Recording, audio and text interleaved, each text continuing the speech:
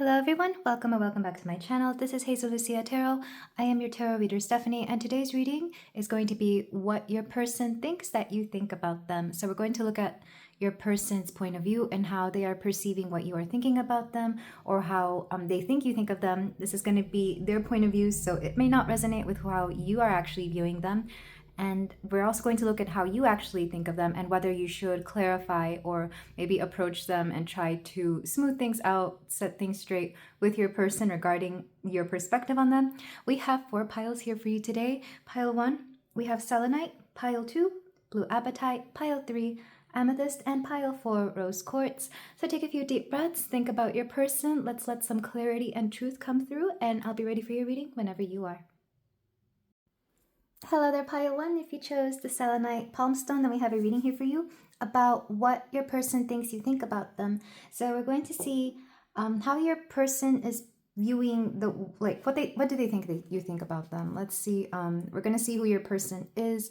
We're going to tap into their thoughts and feelings about you, about how you are viewing them, and maybe even the situation as to why you view them this way. We're going to go into the tarot for more details, of course, and more specific questions, but let's start with the oracles to get an overview of who this person may be and what your relation to them is, as well as your views on them.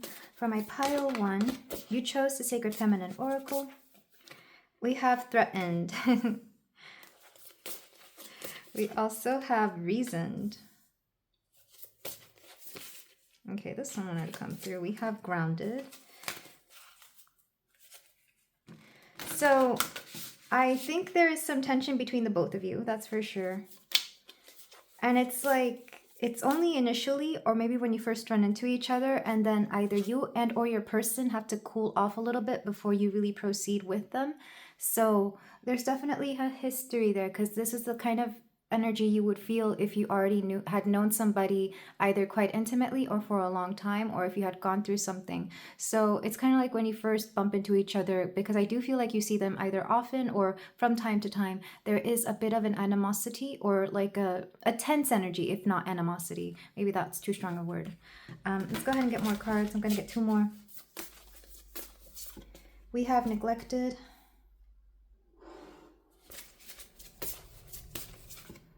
And generous. So how I'm viewing the situation is that this definitely was somebody who at one point used to be very close to you. I feel like they definitely think that you hate them. Like, that's just very plainly cut here. I feel like they do try to reason as to why you hate them. Like, they have thought it over. It's like, oh, I think pile 1 hates me. I wonder why. And then they look back at either their actions, things they have said, and it's like, oh, okay, I get it. So this person, if you, like, the way they see it is that if you do have any negative feeling towards them, they kind of understand. They wouldn't be somebody who is so petty as to be like, oh, well, whatever. I feel like they do understand. And within the neglected card, either they neglected you, or because of whatever you did, you have decided to neglect them. But with generous, I do feel like there is a possibility for the both of you to get along to some extent. Maybe you have to for either for reasons, like I'm thinking for some of you it's going to be career wise, like for professional reasons, and for others of you it could be for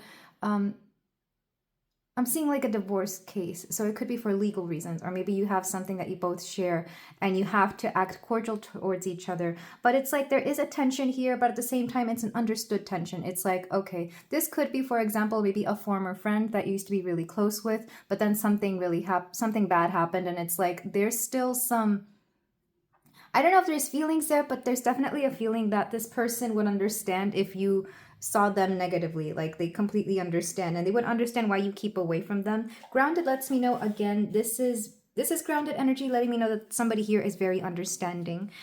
Maybe it could be that they also understand that you have a very complicated mind, or a mind that is complex enough to understand the little nuances of your previous interactions. So it's like, oh, they probably caught me with that. Okay, they probably hate me for that. That's okay.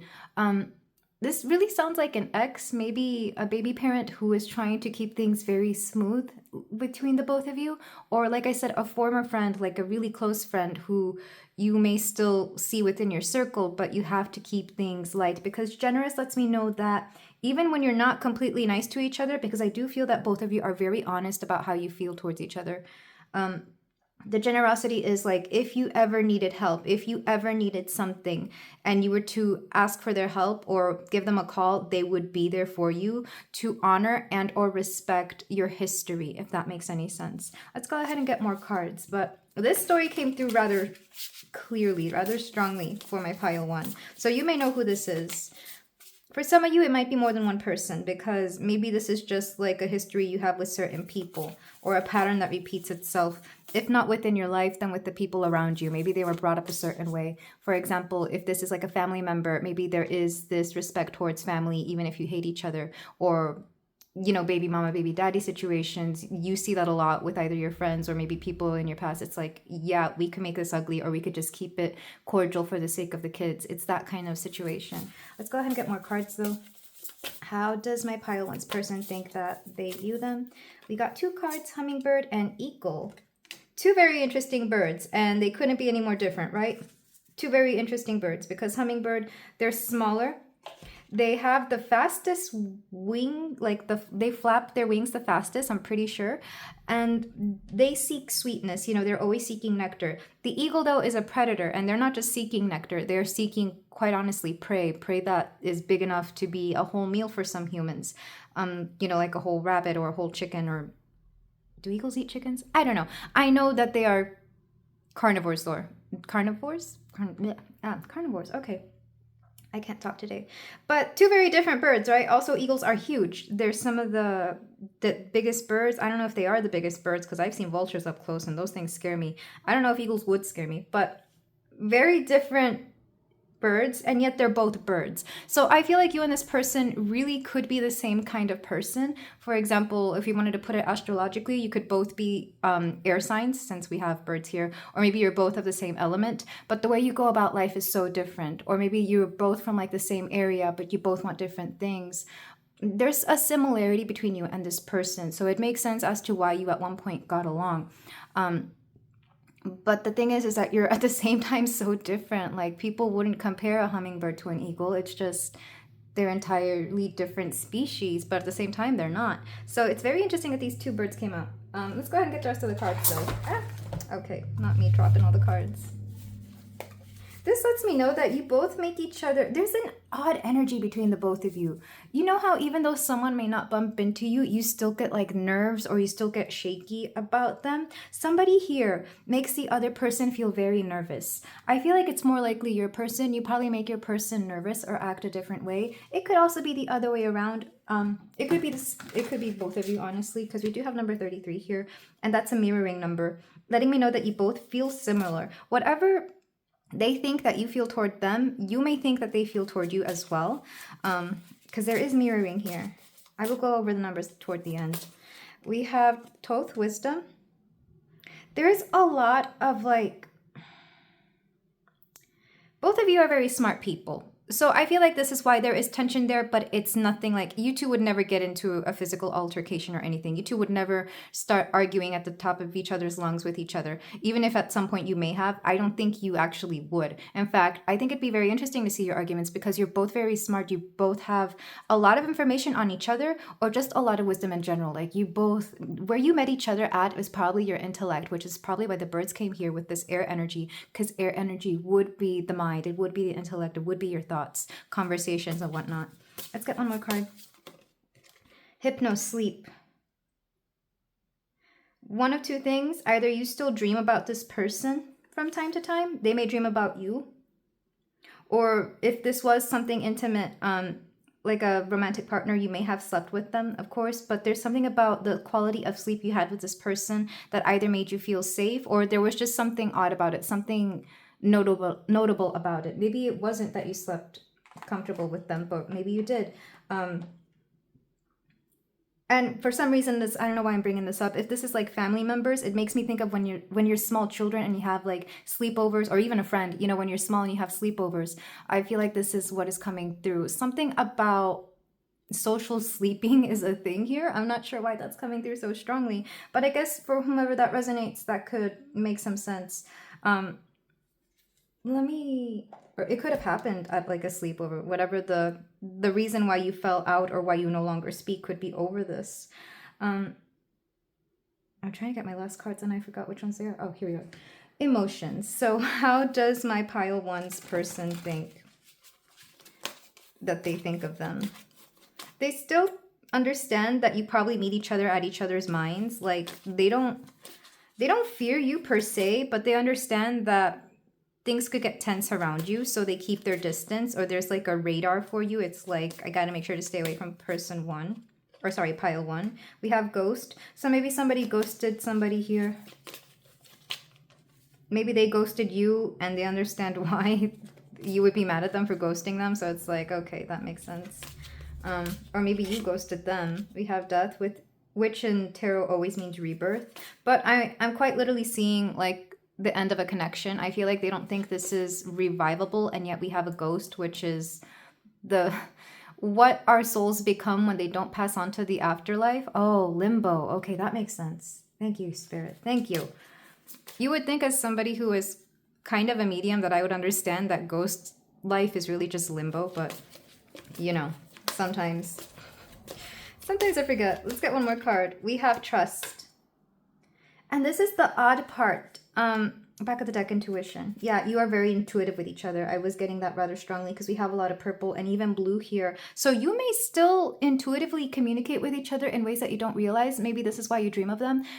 When we dream about somebody, that's their higher self trying to give us information about them sometimes, or our own guides trying to, warn us about them. But in your case, I feel like your dreams could actually not, well, I guess it depends on the dreams, right? But it's either their higher self trying to communicate with you, or your own higher self, higher guides trying to communicate with you about this person. So some of you might get like information about this person through your dreams, or maybe your dreams will be an indicator of like how to handle this person for some of you, which is very interesting. So definitely a social connection, either a friend or a family member that is like a friend, or even a romantic partner. Somebody closer to your age group is what I'm seeing, because we have similar numbers here. Well, maybe not so similar, but we have 24, 33, 38, and number 2 being a number of partnerships or one-on-one connections. And then we have 5, which I've always taken to mean like, to me, it's a split. Because it's an odd number, it's a split. Not like 3 where it's a third-party situation, which could be good or bad depending on the situation. 5 to me is like a fracture for whatever reason. I'm not sure if that's the actual numerological definition of 5, but this is how I'm being presented that right here. But first of all, lots of wings. We have hummingbird, eagle, but then we also have Hypnos, and he's got, the wings on his head, because I think that's like either the afterlife or the dream realm or the underworld. They usually have wings. We also have Thoth, and he's a type of bird, but I don't know what kind of bird, whatever this bird is. So lots of social energy, lots of communication, or at least there used to be. Lots of thinking about each other as well. I feel like both of you have been like thinking about each other, or think about each other from time to time in a very deep way. Because with ghost and death, it's like, yes, this ended, but the ghost of this connection still lives on somehow. Almost like you two don't know what to do with each other, or they think that they don't know where this is going to go. If we were to look at your person, they're kind of in limbo about this connection. It's like, should I make up with pile 1, or should I move on and just call it quits? But with generous and trust, it lets me know that I don't think they ever really could for some of you, because like I said, it could be a family situation. And for others of you, your connection was just so deep and so strong that they couldn't, even if they wanted. I don't think they could move on. Maybe this person has trouble with moving on in general. But with intuition and reason, I feel like there was a very strong spiritual and or intuition, psychic bond, if you will, because I feel like you both just understood each other on a very deep level that other people did not understand, either them or you. So they think that you absolutely want nothing to do with them, for sure. They feel like you like this is over, like there's nothing to be done about the situation except for it to live as like this connection or whatever this was is just like a ghost that remains, because they're not ready to move on from it. Honestly, they might still be holding out, or they're just waiting for like that moment when it's right to reconcile with you somehow. Whether it's as friends or as lovers, I think it all depends on the situation here. And if it's family, well, I feel like you can't really escape family, can you? You can just keep them at a distance, but maybe at some point it can be right again. Um, but hummingbird and eagle are just so interesting. It's like one of you here is looking for the sweetness in life, and the other one is really very ambitious. When I look at the eagle, I think of somebody who is ambitious to a fault, like they will stop at nothing to get what they want. So maybe it's your morals that you both really disagree with, and maybe this is what drove you apart, is that one person here is really looking to bring goodness into the world at all costs, and the other person just doesn't seem to care either way. There is an element of magic to this as well, because Thoth is a god of magic, of sorcery. He's invocated in a lot of like Egyptian spells and or curses in the tombs. So I feel like I'm getting a sense of manifestation, and I have always associated Thoth with like the magician card in tarot. So I feel like you both may manifest each other from time to time, or maybe they think that you're trying to manifest them, but truth is they hope you manifest them, because they're definitely trying to manifest you. With Hypnos, I think, I'm not sure who dreams more about the other person here.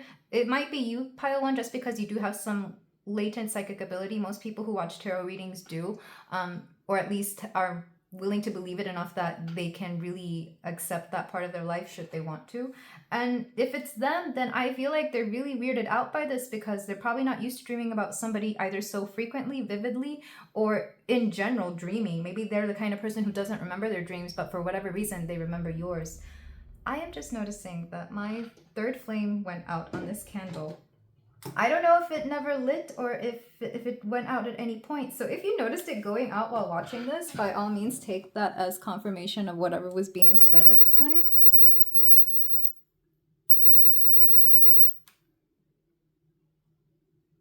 Yeah, take that as confirmation of whatever was being said at the time. I'm not sure if you could hear, because I forget that this lighter, it's an electric lighter and it has a very high pitched frequency. And I think one time I used it and it like blocked out what I was saying. But very interesting. Okay. Sorry about that pile one. But, and it went out again. Oh my gosh. It's like it won't stay lit. And it's interesting because it's got 3 wicks. We have 33 here. What is this supposed to mean?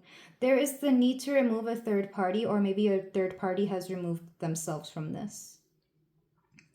You can take that as confirmation. Not everybody will resonate with that, because for some of you there might not be a third party. And the third party doesn't necessarily have to be like cheating if it was romantic. It could just be that somebody came between the both of you, which, you know, can be the case in any kind of situation. Very interesting. But let me pause this. I really want that candle to be lit. Okay, we're back. But yeah, a third party could be involved in this, and it doesn't even have to be a bad thing. Because I was hearing as I was lighting these candles that there could be somebody who's trying to get you two back together or trying to get you to talk again. So take that if it resonates, but let's go ahead and move on to the tarot portion, because already lots of this is a very interesting reading. Like, I came up with this last minute and I thought it'd be confusing, but this is giving me confidence about how this reading will go. So we're going to go ahead and get our cards. We're going to see,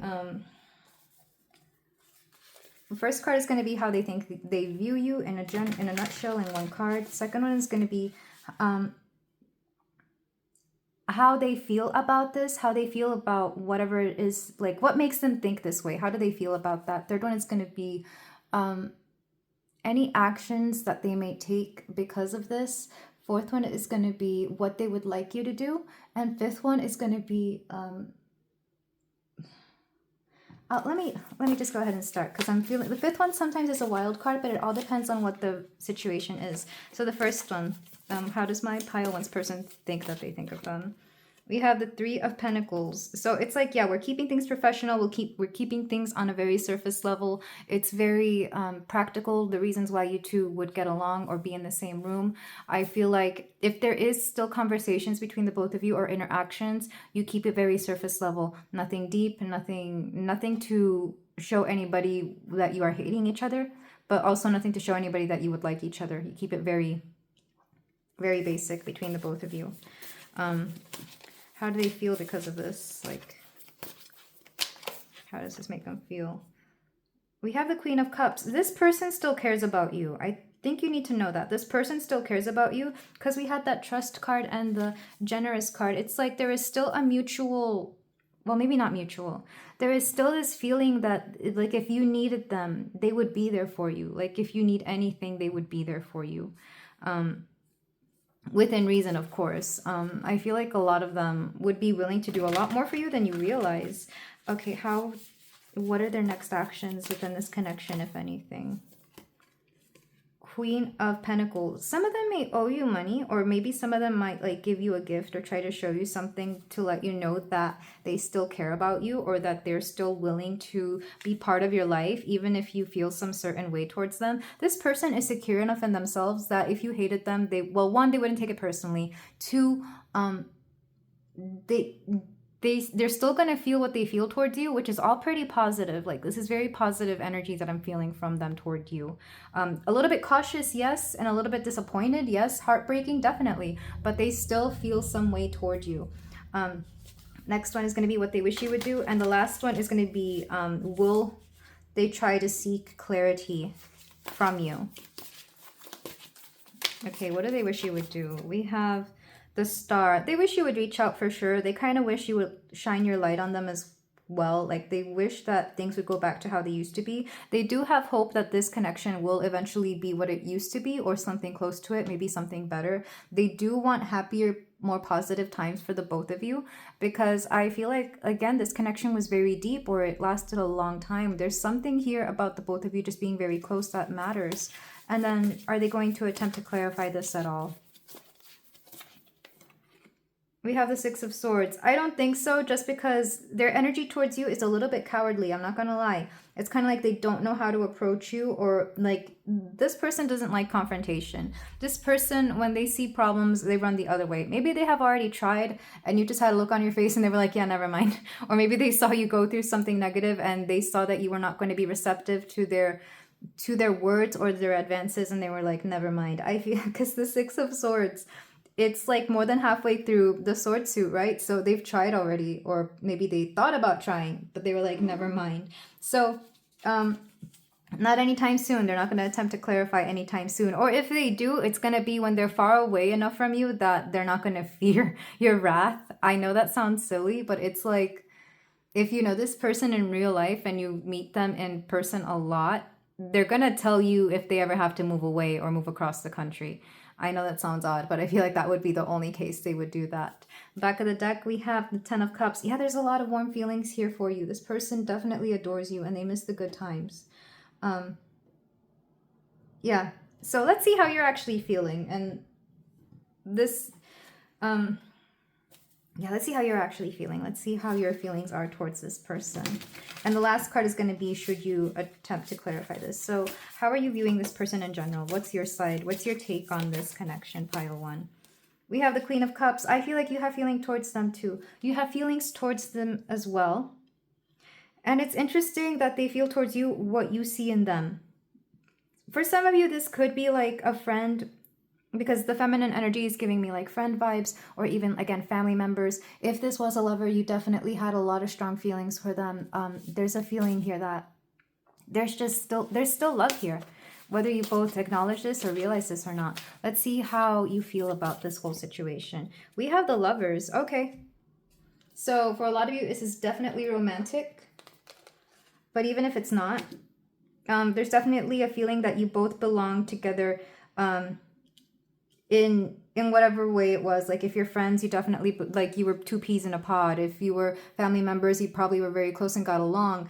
I feel like this whole feeling, it really is heartbreaking, because I feel like you both still hold some good positive feelings towards each other, but for whatever reason, you're keeping away from each other. I'm trying to get as to why you would neglect them, or why you felt neglected, or why you would ghost them, but that's not coming through yet. Let's go ahead and see what your next action will be toward them. Ten of Swords. I feel like you kind of want to move on. I feel like the Ten of Swords is like, you're exhausted by this, you're tired of this, and either you could see that as you're tired of not talking to them and you're tired of this whole situation being the way it is, or you're just tired of them in general. I feel like they may have let you down one too many times, or you just feel that there's no way out of the situation. What do you wish they would do for you? You wish they would stand up for you. You wish they would have the guts to do something about this. It's kind of like, if you really want something from me, if you really want this connection to be what you want it to be, then freaking show it. It's like you want them to have the balls to come through and be like fighting for you or fighting for this connection, which is very interesting. But they kind of expect you to do something here. And maybe this is part of the reason this whole situation fell out. Like maybe you did too much and they didn't do enough, so now you're expecting them to actually do something here. But they're kind of just expecting you to keep doing what you used to do, which is show up and lighten up their life. Will you attempt to clarify this? Two of Swords. This isn't a no or a yes, I'll be honest. This is indecision. I feel like you are conflicted whether you should or not. It's like, should I be the one to speak up again? Or should I just wait for them? Because I think you, deep down, you know this person will not. Deep down, you know this person is probably used to getting their way or used to people showing up for them or people doing things for them. Because with two queens here, they're very beloved by a lot of people. But so are you. And not only that, but you're more focused on your one-on-one connection. This person, like I said, they miss you. But they would only reach out to you if they really had to. They would only try to clarify and sustain this connection if they had to. And there goes that third flame going out again. That is so annoying. That is so annoying. It's like, how many times have I tried to light this up? I think 2 or 3 times by now. And maybe this is the whole thing about this connection. It's like, maybe you've tried to rekindle this. Maybe you've tried to make it work out. And every time it's back to the same thing. Back of the deck, we have the 7 of Pentacles. It's like, you've put in your work in this. You've done enough for this connection. Now you're expecting them to do it. And they can love you all that they want. If they're not going to show up for you in the ways that they have to, what's the point? Like, you can't keep sustaining this. You have your own things to do. You have your own battles to fight. And you can't keep catering to them.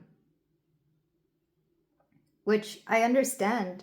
But knowing, maybe some of you already know that this person has feelings for you. And that's even more annoying. It's like, well, if they do, why don't they do or say something? If they do, why don't they try to make this better? I can't be the only one pouring into this, is what I'm hearing from you, pile 1.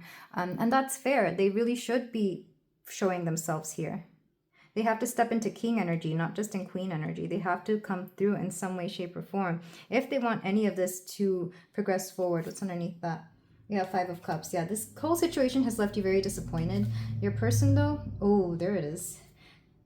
Knight of Coins. So if they do, it'll take some time, because the Knight of Pentacles is the slowest moving of all the knights, but he's still a knight.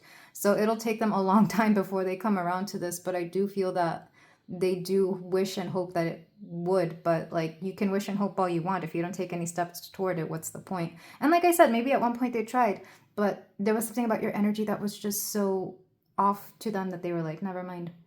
I feel like, and man, I don't want to tell you what to do, pile 1, because whatever your reasons for feeling how you feel about this person are very valid. But just like they need to step up and come toward you, it could benefit you to soften yourself up a little bit just towards them, to be a little bit more approachable if you have been coming off in a way that is just a little bit too unapproachable to this person, you know? Because I'm getting an intensity from you. Like, you're definitely a fighter. You're definitely somebody who is not to be messed around with. So I feel like there's love here between the both of you, but you're both stubborn in your own ways. You are both stubborn in your own ways. But let's move on to some closing advice. Let's move on to see what the rest of the next is going to be the resolution. Like, should you reach out to this person? Any last thoughts and feelings that they may have about you, and if this connection will ever be clarified. Very interesting energy. So they think you hate them, and you probably kind of do, but the thing is, they still miss you, and you miss them too. So I feel like in a nutshell, that's what that is. To clarify these, let's get some forest animal cards. For my pile 1, what advice can we give them? Okay, there she is. We have cheerful squirrel, treasure. The memories you make with your loved ones are your true treasures. There's a lot about like your past and your memories that you have together here. And I'm also hearing Bruno Mars's treasure. Treasure, that is what you are. You're my superstar. If some of you have a public presence, I feel like this person really roots for you. or they're a big supporter of whatever it is that you do. And then we have this one, which is a dog. Dog in the grass, mindfulness. Take time to simply be. What can you hear? What can you see?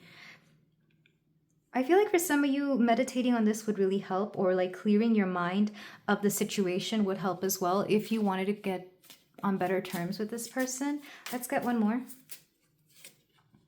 Oh, this is interesting. A twist of snakes. Renewal. Shed your old skin and embrace change. It's awaiting for you. It's like you both have to let go of the situation or like the past in order to progress forward. It's like you can't hold any grudges if this connection is meant to be in better terms, or if you're both meant to be with each other again in a better way than you are right now. And I know some of you are thinking, well, those are snakes. Maybe this person is a snake in the grass or something. And maybe it's that whole viewpoint that you have to let go of as well, because maybe in the past they did you wrong, but it's possible that people can learn from their past, and you have to at least give them that grace. If you haven't given them a second chance already, do try. If it's a third, fourth chance, then yes, I feel like you can leave it alone and again do what you want, pile one. But if you haven't given them that second chance, it's worth a try. Let's get more cards. We have some messages from my handmade oracle. These are just postcards that I have put quotes and messages, random stuff on them. Words of advice. I like this one. This is very pretty. I know you got this. You were meant for more. Oh, I love this. I love this. Like I said, they're your cheerleader. They cheer you on. They hope the best for you. They want you to succeed. And if this isn't what you want, then they know you are meant for more. They wouldn't take it personally. Let's get more cards. We have this one.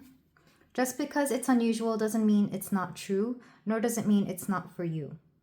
Oh, well, that's interesting. Just because it's unusual doesn't mean it's not true, nor does it mean it's not for you. When did I write this? Like, I write this stuff and I'm like, I surprise myself sometimes. But yeah, there could be something unusual about the situation. But maybe some of you are taking this to mean that, well, this just means it's not meant to be. But the truth is, there is something about this connection that is meant to either teach you something or propel you forward to something.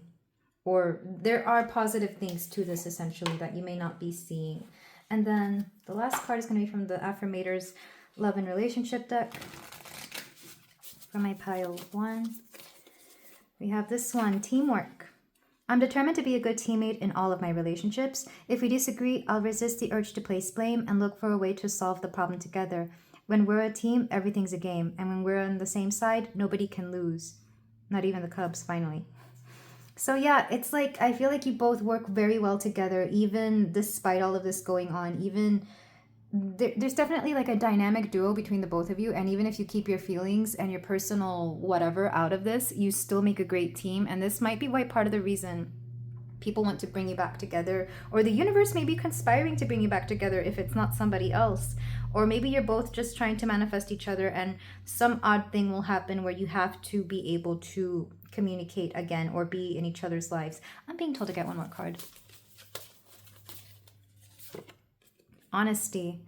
This heralds a wonderful time of roosting yourself in complete and total honesty. Of rooting yourself in complete and total honesty. It might seem scary to tell the truth all the time with everyone about everything, but when you practice radical honesty, you can stop hiding and start relaxing. The best part is honesty from you inspires honesty from others. What results is a root into in trust parade, and everyone's invited, except the bagpipe players, but you know they'll show up anyway. That's rude to bagpipe players. I like bagpipes. Notice how like my tongue was tripping over the words here. It's kind of like this person might want to be honest with you, but they have a hard time, or they don't know how, or there's complications here. Like I said, like maybe this person, you leave them tongue-tied, you leave them a little bit intimidated, I'll be quite honest. And this is why they have a hard time coming through, because that's the energy I'm feeling, that nervousness that you give them. But there is a need for honesty between the both of you, between both of these energies and the connection. But this is why I leave you pile 1. Thank you so much for letting me read for you. If you feel like doing so, you can like, comment, and subscribe, and I will see you in the next reading. Sending both you and your person so much love. Take care. Hello there, pile 2. If you choose the blue apatite, then we have a reading here for you about how your person thinks you think about them. What do they think that you are thinking about them. So I'm getting a song for some of you. It's Hosier's Too Sweet. So this person could think that you're too sweet, or maybe they think that you think they're too sweet, whatever the situation may be. But it's basically about two very different people. Somebody who's very sweet and somebody who's not very sweet, or they're more of a night owl, the other person's more of a morning person. It's that kind of energy. So let's go ahead and look at the oracles to see how this person is thinking that you're viewing them, as well as like what the story may be here, what the connection to them was. And we're going to go into the tarot to see how they're viewing it, how you're viewing it, and if there's possible ways to clarify this or any actions they may take towards you because of this. So for my pile 2, let me get this a good shuffle. Pile 2, what does your person think that you think about them? We have Maya, illusion. They think you're not seeing them clearly, that's for sure. We have Uzume, humor. You may think they're joking. I think they definitely make you laugh. We have Saraswati, mastery.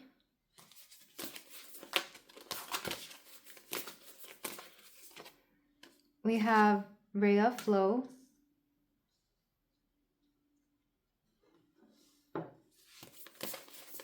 And the last one, E, the sun. This person has a lot of confidence, that's for sure.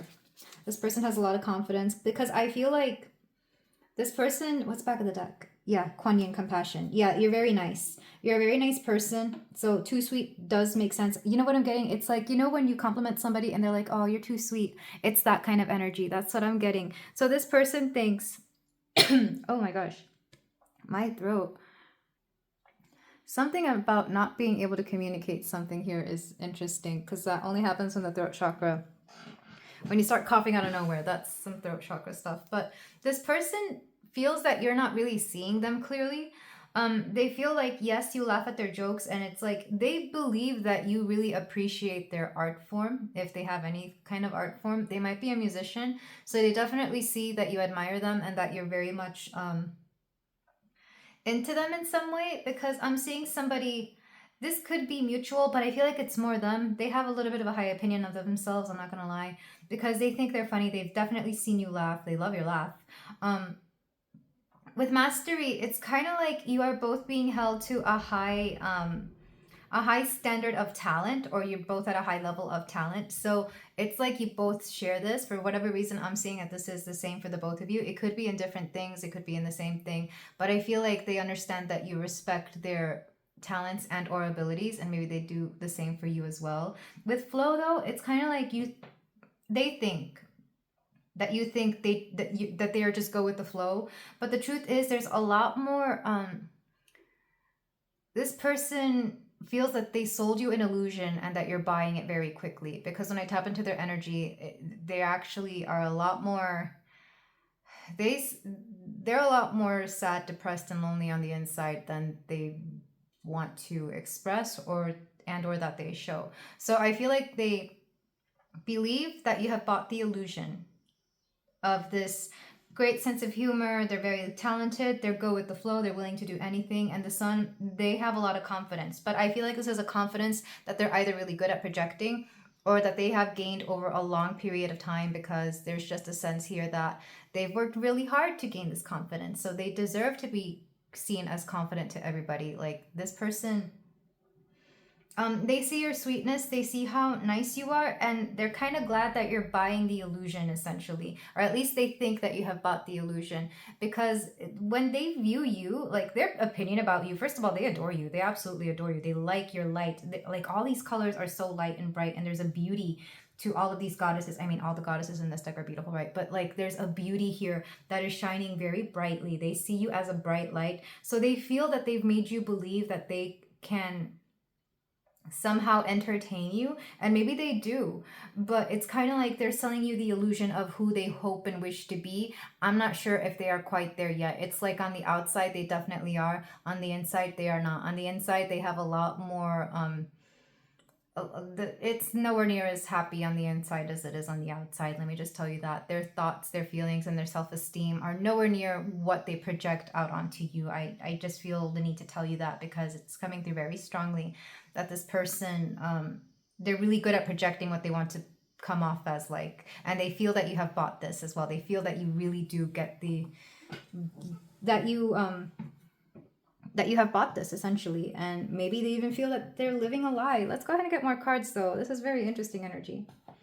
Let's get some God's cards to see how this person, how do they think that you feel about them? What do they think that you think about them? They love your eyes for sure. To them, you have very mesmerizing eyes. We have discovery. This person could be new in your life. I feel like, yeah, there's a sense that you don't really know each other very well. Or this person definitely has either like a public presence or they like to be in the spotlight. And like I said, they're good at projecting something that they are not. Whether that's intentional or not, I'm not even sure. Because some people just have a natural performer's kind of energy about them. Like they know when they're in the spotlight, they know to act a very different way. And we all do this to some extent. We all know when to act certain ways to certain people. But this person does it so well and flawlessly, I don't think they're even aware of when they're doing it sometimes. So they feel that they have sold you something that they didn't mean to, but here you are taking it. And sometimes you don't know what to do with it because, like I said, this is a very new connection. You probably haven't known each other very long, or you don't know each other that deeply. The next card is Odin with guidance. That is very interesting. They definitely see you as very wise. Because I'm seeing, well, I take Odin to mean several things. One is wisdom and intuition. So I feel like this is how they're seeing you. Like, you're very wise, so they wonder if you can actually see through them. I'm not sure if they know this or not. Maybe they don't want to know that you can see through them, so they're kind of like making themselves think, though there's no way Pile 2 can see through this mask, can they? Because I'm not sure if you actually can or can't, but I feel like a lot of you do have an intuitive ability, and maybe you yourself are actually wanting to buy this whole persona of theirs as well. Maybe you don't think too much of them, or you don't think too deeply of them, or this connection is just very new and your encounters have been so few that you haven't had time to really look into their soul, essentially. Very interesting energy. Back of the deck, we have Osiris renewal. Why am I hearing Evanescence wake me up inside? Save me. Call my name and save me from the dark. But how would you know, like, they don't present that they're in the dark. They're presenting that they are very much okay. And it's kind of like, if you know how to help me out, Pile 2, please help me. That's what their higher self is saying. Oh my goodness, who is this person, Pile 2? Not you having me think of Look, anytime I channel Evanescence, I used to be obsessed with them when I was a kid. And as I grew up, I got very, like some of the songs just made me cringe. I was like, man, I was very melodramatic for a 13-year-old. You know, it's like that kind of energy. But anyway, this person, very good at deflecting, very good at presenting something they are not, whether it's intentional or not. And honestly, when they see you, because I'm seeing more of how they actually perceive you. They really like you. That's for sure. They like your maturity. They like your wisdom. They like your insight, your intellect, or whatever it is that you have, Pile 2. Let's go ahead and get more cards. Moth. Like a moth to a flame. Either you could be the moth and they're the flame because they're shining so brightly, or even the other way around. Like I said, your energy, your glow about you is just so bright and they're just very drawn to you. So yeah, especially if this person is used to being a charmer, they feel like you have fallen for the charm that they put out there. And again, for some people, this charming energy isn't even something they are conscious of. Some people do it so naturally and secondhand that they're like, oh, I didn't mean for you to fall in love with me, but here we are. This person has they have a big sense of, they're a little bit full of themselves, not gonna lie, Pile 2. We have Peacock, there it is. I mean, they might be a little bit of a peacock, you know. And it's not a bad thing. I feel like they're a very attractive person, which is probably why you're also here, Pile 2. You want to see what they think that you think of them, because maybe there's been some interesting interactions where maybe they have, oh, I'm getting that scene from Barbie where she's at the dance and it's like, do you guys ever think can I say that word on YouTube? Do you ever think of the afterlife of, life after life is not life anymore? That's what I'm getting for Pile 2's person. What's interesting is that these are both air animals, the moth and the peacock. Something similar came out in pile 1, but I'm not sure if you were called to that as well. But they're both, I mean, the peacock is a bird, but it doesn't fly. And then the moth is an insect, and it definitely flies. And they can get pretty big. I'm not sure if you've ever seen the moths that are like ridiculously huge and colorful that they could almost be birds. That's what I'm getting. But yeah, one of you is definitely more of a daytime person. The peacock would be because, you know, their colors need to shine in the daylight. And the moth is more of a night person. So there's definitely like a very opposites attract kind of thing here. They're seeing you as very sweet, very compassionate, and like willing to save them from something, even if it's from themselves. They have a little bit of a help me kind of energy, or like they kind of wish you would take them away from whatever it is that is keeping them in the energy they currently have. Let's get some Prism Oracle cards for to get these feelings sorted out. For my pile 2. So what they think that you think is that you see them exactly as they have presented themselves, but part of them kind of wishes they hadn't, and part of them wishes that this wouldn't be the case. We have space. Yeah, there's definitely there's space between the both of you. We have stop and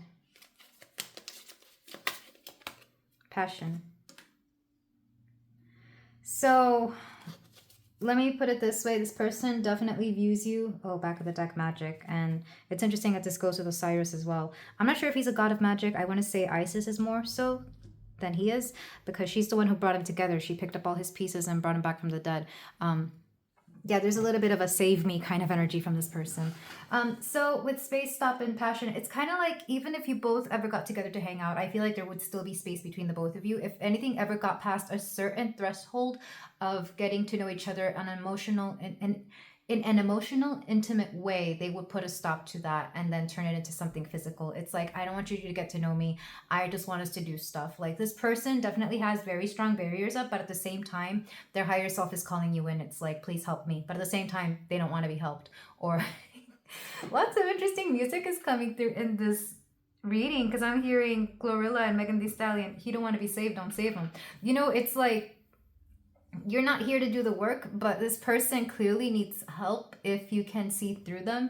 If you didn't know this before, and I think you're finding this out now, pile 2, I hope you understand. If you want to take this further with this person, it will be a very long time before you get to their core, if they ever let you, because this person has very strong boundaries around their feelings, around their innermost thoughts, and around their the complexity of their mind or their heart or whatever is going on. They are so used to projecting something out there. They don't want anybody to see through them. But the thing is, you might actually see through them, especially if you have a very strong intuitive nudge toward you, because they can sense that you can help them somehow. And how that is, I'm not sure. Sometimes people do this subconsciously when they know somebody is like an empath or somebody intuitive or a healer or something along those lines. If they know that there is someone who can transmute this, they will seek them out. Sometimes this comes about as a glow, and I'm not saying that they're preying on you like this, because the moth here, like I said, it's a moth drawn to a flame. Like, they're drawn to something which, not that it will end them, it's more like it will make them transform, and they're not ready for that here. They're definitely not ready, but they still want somebody like you around. So potential energy vampire here, quite honestly, because they can come off as something that is very interesting. I get this a lot from people, like people who are just really good talkers, people who are just really good, you know, at being very social. They can mask themselves as being somebody who would be very helpful to everybody, but the truth is that they're energy vampires. So just take note. That's not going to be for everybody. I think, like, if you already know this, you know this, but this connection is very new. So if this is a warning that you can heed, then by all means take that. I'm just letting you know, be prepared for this person, because they are not what they seem. In fact, they think you have bought this particular idea of them. And again, if you have already seen through this and it's just confirmation that you see through their facade, take that as well. But let's move on to the tarot portion, because this is a very interesting reading. For sure. Maybe, again, I said they could be musicians. If not musicians, that maybe music is just important to you. Maybe you bond over music. All right, so we have... And every song that I've channeled has been about, like, the connection between two people, right? Yeah, so let's go ahead and get the tarot portion. The tarot portion is going to be how they see you, how they feel about you, any actions they may take towards you. No, I'm going to make the third one why they feel this way that you think about them. And then the fourth one is going to be any actions they may take toward you. And the fifth one is going to be if there's ever going to be any clarity. Like, are they going to attempt to clarify themselves or anything along those lines? Okay. First one, King of Pentacles. So how do they view you? They definitely view you as very stable, very much able to take care of yourself. And therefore they like that because then they don't have to take care of you. They see you as being very capable of doing whatever it is that you need without their help, whether it's financial, physical, whatever. It's like, oh, well, here's a person that I don't have to do anything for. They're already a person unto themselves, which is a good thing. I mean, it's a good and a bad thing depending on the situation. This person, they could also be looking you, because I got this earlier today, the King of Pentacles can be a bit of a sugar daddy energy. So they might just want you for your patronage and or your money. Not necessarily that's it, but that could be a big thing. Let's go ahead and see how they feel about you. We have the Four of Wands. They have a good time with you for sure. I feel like you may party with this person, or you may encounter them somewhere where like there's a lot of parties. Again, if they're a musician or a performer of some sort, you probably go somewhere very social where you have a lot of fun with each other. Why do they feel this way? Okay, we have strength. They have so much to overcome and they feel that you can help them out. Okay, pile 2, if you have actually been very transparent about what it is that you do, whether you're a therapist, life coach, energy healer, etc., tarot reader, I feel like they are really strongly considering you like to be one of your clients or to be somebody that comes through for them to help them out. So this could be a reason why this is coming through very strongly. That's not going to be everybody because not everybody falls into that category. But regardless, they do feel that you can help them out with something here to help strengthen some aspect of themselves. What did I say for the fourth one? Let's just get a card.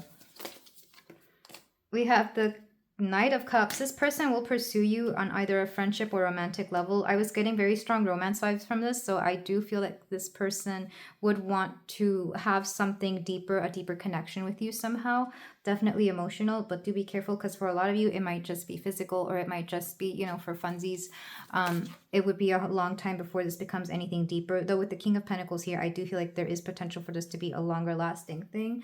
And then are they going to attempt to clarify themselves regarding this whole situation? King of Cups. So this is a yes. I feel like you could have a very deep emotional bond with this person. I feel like there is potential for the both of you to actually explore each other's psyches, emotions, and whatnot here, because I see them growing to like you more and more the more they get to know you. I see them getting to like you more and more the more they see parts of yourself as well. Back of the deck, we have Temperance, but make sure you keep things balanced. Like I said, that slight energy, vampire energy, is something that you have to keep in check. Maybe they themselves are aware of this, or maybe it could be something that lessens over time the more they get to know you or the more they work on themselves, depending on the situation. So I'm seeing this as overall very positive. Let's go ahead and get cards for you though, pile 2. How are you viewing this situation? How do you actually view your person? How do you actually view them? You feel that this was fated? Wheel of Fortune. For some of you, you might be feeling, I've encountered somebody like this before. This is not my first rodeo with somebody like this. Yeah, if this is somebody who is very much quote your type, this could be the case. Even if they are not, I feel like their energy seems very familiar. You definitely have fun with this person. The Wheel of Fortune is usually a happy card. Let's see how you feel about this. We have the Knight of Cups. I feel like you both definitely have a thing for each other. I feel like you'd be very open to a connection with this person. Why do you view them this way, though? Why do you view them this way? Seven of Cups. They're one of many options that you have to date. And out of all of them, I feel like this person really stands out for several reasons. Maybe they show the most interest. Maybe you have the most fun with them.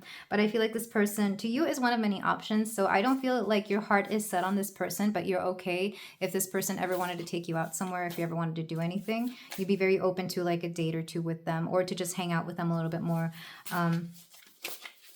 Next card.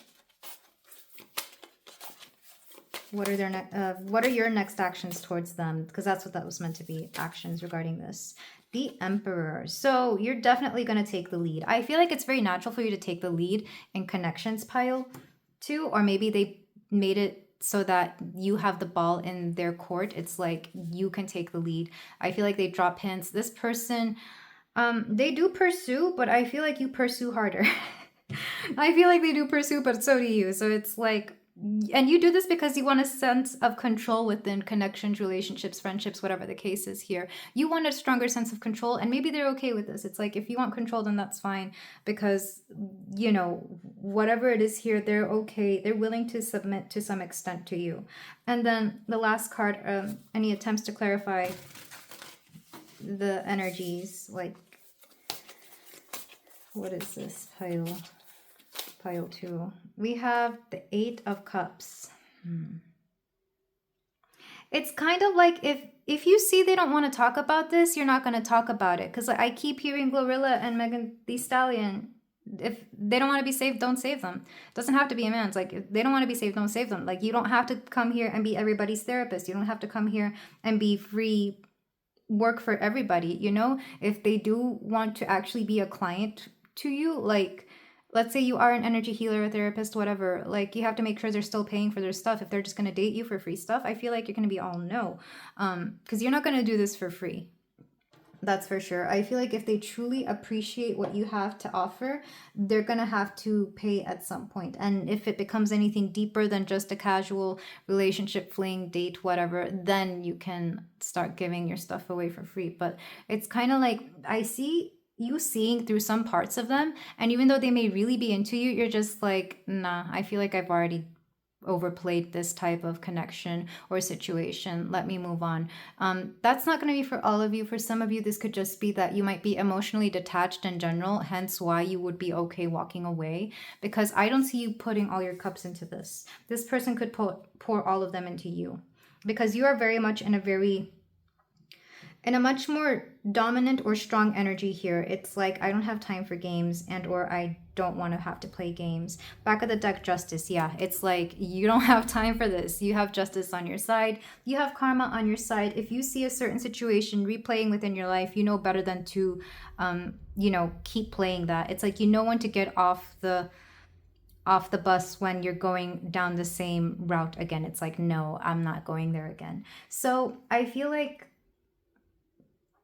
if you do clarify this, you're going to make it very clear to them, hey, I'm not here to save anybody. You need to save yourself. I'm not here to do any mental or emotional work for you. That's got to be your own thing, because I sure have done my own thing. That's what I'm hearing from you, Pile 2. And I'm very proud of you for understanding that. I'm very proud of you. I agree with you. People should have to work on themselves. And if you inspire this person to do it for themselves, that's great. But you shouldn't be carrying the energy here, which is very easy to do. It's very easy to do, especially if you're empathic or if you have an intuitive skill, which a lot of people who come to tarot readings do. We just come here to, be around each other and vibe in our awesome frequencies. So yeah, this person is very much interested in you, and I think you're interested in them too. But again, be careful. Be careful if you start seeing that they drain you. See how you feel after having been with them for an extended period of time. Because I feel like for a lot of you, you haven't yet, or you don't know how this is going. And maybe I could be wrong about that, and they end up being not very draining, and instead they just want to be very positive.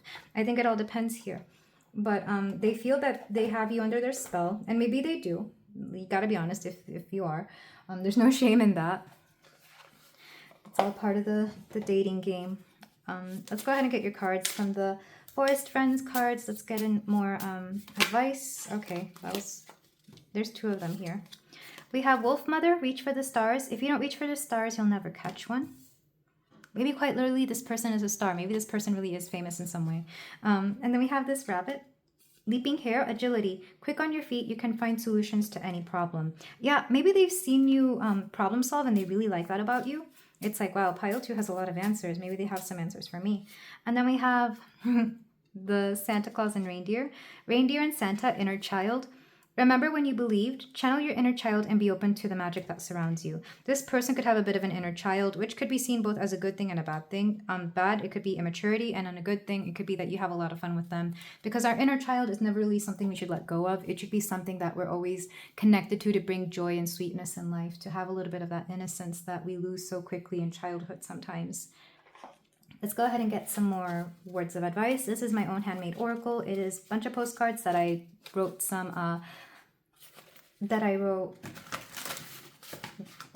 quotes and sayings and just little things that came to my mind. Sometimes they surprise me because I forget what I read on these things. So we have, just because it's unusual doesn't mean it's not true, nor does it mean it's not for you. This came out in the last pile as well. Take of it what you will. Let me repeat that again. Just because it's unusual doesn't mean it's not true, nor does it mean it's not for you. So something here could be odd, but it doesn't mean it's not for you. Take that how it resonates. Let's get one more. I like this one. The slowdown is part of the process. Smell the roses. Yeah, if things seem to slow down between you and this person, it's probably meant to slow you down so that you can see things more clearly. Or if you see them lose interest, again, it's probably for your benefit so that you can see things a little bit more clearly. And then we have this one. Those wounds won't... Didn't we just bring up evanescence? These wounds won't seem to heal. This pain is just too real. There's just too much that time cannot erase. This is my immortal from evanescence. I don't know why I wrote this down because I don't listen to them anymore, but they've been coming through very strongly lately. Like the songs have been stuck in my head. But like I said, there's something a little bit... like they need to be saved or they need to be healed and they're not completely healed, but they see that they can heal through you. It's a little bit codependent energy. It's a little bit like, I'm not a fan of this energy, but at the time that I remember listening to that album, I was very much in that energy. I was very much in a codependent kind of mentality where I needed people or where I felt that I couldn't be something without somebody. I listened to this album when I was 13, 14. I was very much a teenager, getting to know myself through the relationships around me. So I feel like that's why I don't really listen to them anymore. It takes me back to that place. But for some of you, this person could take you back to your teens as well. Maybe something about them reminds you of an old version of yourself or old versions of the people you used to know. Let's get your last card from the Affirmators Love and Relationships deck. So, from my pile 2. Pile 2. We have, okay, 2 cards want to come out. We have solidarity. I respect the power of solidarity and look for opportunities to unleash it. When a loved one has to do something tough, I'll heed their often silent, sometimes loud and whiny call, and participate in the toughness with them. Everything is easier when a partner, cohort, sidekick joins you. The only thing that's not easier is feeling resentment, which I suppose is the overall point. Yeah, I feel like some of you will be very drawn to wanting to help this person out. Like maybe there's going to be a little bit of a higher calling or maybe a little bit of either pity, charity, something along the lines where you kind of want to help them out. And why that is will be up to you. Maybe you feel that you need to help somebody in order to get good things. Some people do this, like they want good karma, so they help somebody out. So if that's a thing you want to do here, pile 2, that's all for you. I personally... I don't know, maybe I shouldn't put my personal thoughts here, but let's move on to the next card. We have pleasure. I give myself permission to feel pleasure, and I let the pleasure rush into my life in a decadent display of over-the-top abundance. Then I realized that pleasure has been awaiting at my door for a long time. It's just that pleasure doesn't knock on doors because loud noises aren't super pleasant. So it could be mixing business and pleasure here. It could be because they showed you such a great time, you feel the need to repay back something here. Maybe they were able to do something good for you, so you do end up helping them. But remember to set boundaries here. Remember that they have an illusion that they are projecting, and therefore their boundaries will only take them so far, and you have to set your own boundaries as well. It's a little bit transactional here between you and this person, but I feel like that's the only way to keep it fair until this develops into something a little bit more solid or stable or whatever it is that it needs to be. But this is where I leave you, pile 2. Thank you so much for letting me read for you. If you feel like doing so, you can like, comment, and subscribe, and I will see you in the next reading, sending both you and your person so much love. Take care. Hello there, pile 3. If you chose the amethyst and the starseed, pretty sure this is a starseed oracle, then we have a reading here for you about what you think your person thinks about you. We're going to see what they are thinking you think about them, and to see what they may be getting wrong, what they may be getting right, what the situation between the both of you is, what's going on within this connection as well, and whether you should attempt to clarify this or not, or if they're going to clarify anything here. So we're going to go ahead and look at your oracles, starting with the deck you chose, the Starseed Oracle. For my pile 3, what is coming through? We have baby steps, action, follow your intuition before it makes sense. So this could be somebody new, or it could be somebody that you are trying to be, I don't want to say delicate with, because that implies that there's like walking on eggshells. That's not the case at all. I feel like this is somebody that you really want to be gentle with. So definitely somebody new. Or if not new, then you know the situation itself may be delicate. We have I Remember, Soul Plan, the Fated Life versus the Destiny Life. Baby steps also makes me think that little by little things are coming together in some sort of way, whether it's you and this person or the plans that you may have. Okay, so how does my pile 3's person think that they view them? The Courageous Peony, multifaceted, unique nature, let yourself be seen. There's something about opening up, and yet with the I Remember, I feel like there's a nostalgic quality to this connection. Either this person you have known for a long time or you knew in the past and you're trying to get reacquainted, and or there could be some kind of past life situation here where you both feel that you have known each other from a previous lifetime. Let's go ahead and get more cards. Whale and Orca Elders, share your song, frequency of sound, diving deep. It's funny because I was just thinking about sound healing before I started recording this. Something about sound healing could be important for the both of you. And perspective, none of this matters, zoom out, common ground. For a lot of you, this could be somebody that you knew in the past and maybe you had some sort of disagreement or maybe a breakup in the past. I feel like this is either a friend or somebody that is very close to you, because the energy I'm feeling is something like gentleness. If it is somebody new, I feel like you may have tried in the past to do something, but it either never got off the ground or you could never come together, or something outside of yourselves really forced you away. Because perspective makes me think that there's some aspect of the past that doesn't matter anymore. This could be you, pile 3. I feel like this person thinks that you are leaving behind the past, and this could be a good and a bad way. Or I mean to say, this could be either good or bad, depending on the situation. Because how your person thinks that you view them is that it's going to take some time for this to come together, or it's going to take some time for the both of you to get along, or for something to really start here. I'm actually feeling that they view you very, very accurately. I feel like the connection between the both of you, you openly speak to each other, you communicate very well, and I feel like you're really just here for confirmation of what it is that they think of you. And I feel like it's actually, they view you very openly. There's a lot of honesty here. It's kind of like you both are trying to make something work. They see that you are trying to forget something if you still remember certain aspects of your past. For example, if this is like a new love connection or a potential love connection, you could still be holding on to some aspects of your past, either past relationships or past situations in relationships.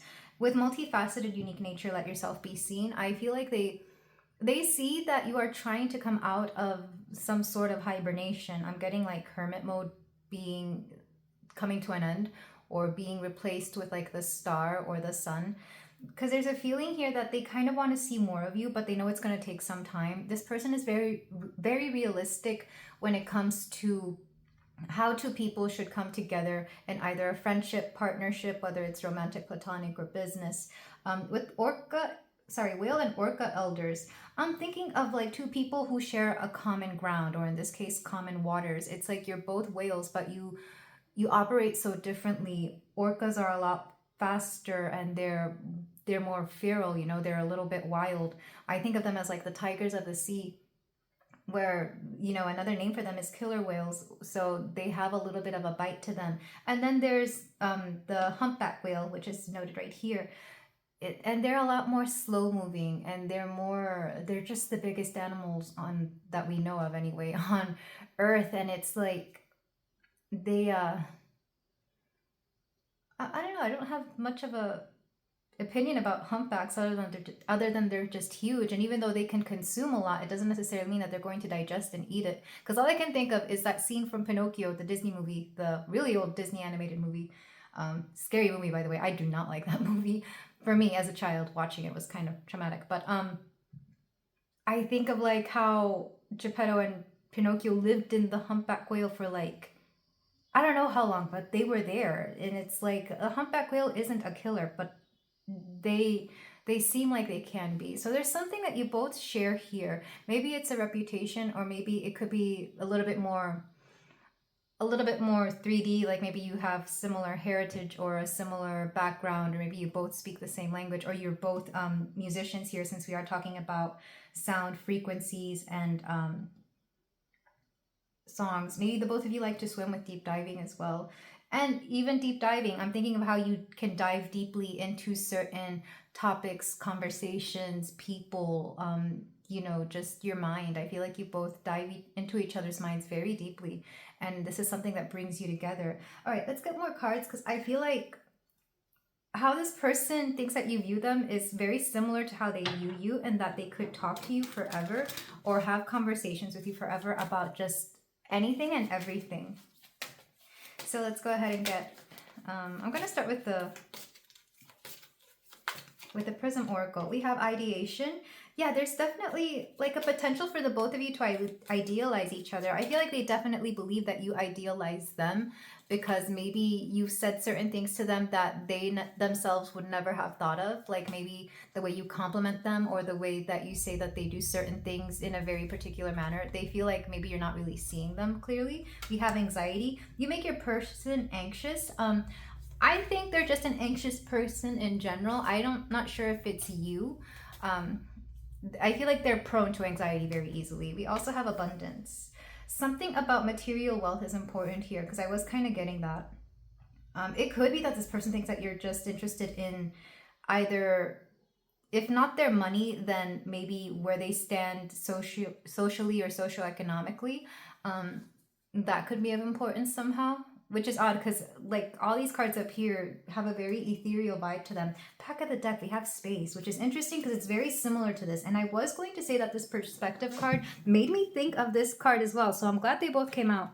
And I'll elaborate on that, because I was getting a feeling here that you both respectfully give each other space when needed. Or maybe they just feel that you need more space, or that you don't want to be bothered. All right, let's get a God card for them. We have Zeus, leadership. They definitely see your leadership qualities. You give off masculine energy even if you're not masculine, and I'm not just saying that because I'm using a masculine-ish deck. There's definitely something about you that commands control and attention in a room. I feel like they see you very easily in a position of leadership, and or you could already be some type of leader, and this is how they know you.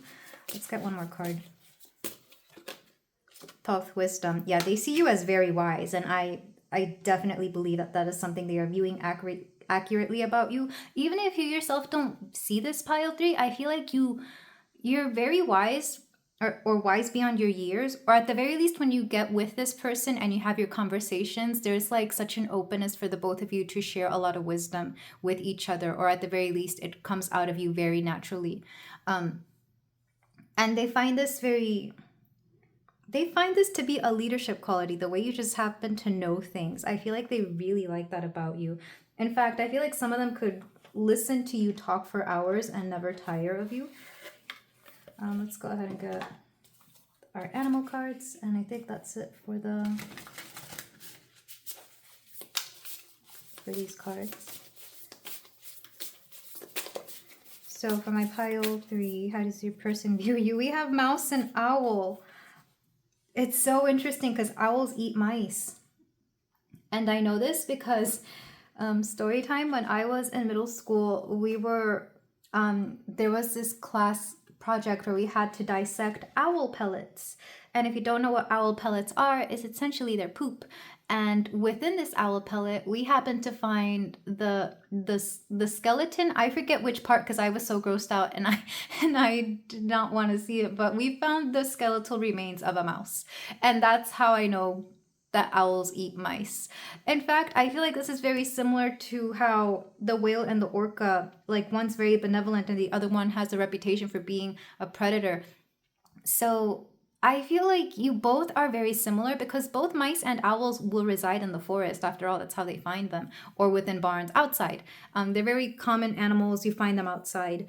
But it's like somebody here feels that they could either be the end of somebody, like, and I mean this metaphorically, of course. I don't think somebody here is that dangerous, but it's kind of like, somebody here feels that they could fall prey to somebody here. And again, not even in a bad way. It's like this person has this view of prey and predator. Like somebody here should be the one chasing somebody, which is very odd. And I feel like that's very much them. I don't think that's you. Or they may think that you also have this viewpoint and they're very aware that you are very much the predator and they are the prey, or something along those lines. But again, that could be the one thing they are very much wrong about, pile 3. It all depends on how you view friendships or romantic relationships. I'm not seeing which one this is. It's definitely non-familial though, because I don't think conversations get this metaphysical or spiritual with family, or at least I find it hard to believe. But anyway, with Mouse, I am getting that they see a very docile and sweet nature to you. Maybe you can be very small in stature as well. But with the Owl, again, the wisdom is coming through very strongly. It's like they can't help but fall for your mind, for your words, for your conversation, and not in a bad way. Again, it's not smoke and mirrors that you're trying to say. You're not the kind of talker that would try to convince somebody to do something that they don't want. You're very much just a talker to like impart your knowledge on other people, and they like this about you. This could be like, I'm seeing a bit of a teacher-student kind of, well, professor-student. Let me say professor because we're going to keep this 18 and up. I really do hope that's the case. But, well, I guess even in high school, like kids can have crushes on teachers. But in this case, I feel like it's a little bit older. This person really falls for the mind and for whatever goes on within a person, not so much for the outside. Not to say that you're not a good-looking person, pile 3, but if I was to say that this person was falling for you, it's because of your mind, because of the way you share information, because you're very wise, and they feel a sense of security around an intelligent person. At least this person does. But at the same time, when I'm looking at these emotion cards, they're a little bit all over the place. It's like, one, they think you're after something material that they have, or that is of importance to you somehow. Like maybe they think that you only really value them at whatever it is that they own. Like that's the same value. Like let's say this person has a really nice house. They feel like you only like them for their really nice house. That's the example I'm being shown. Anxiety, again, this person is probably prone to anxiety regardless of whatever it is that you're doing. But I feel like this anxiousness does come up a little bit more near you.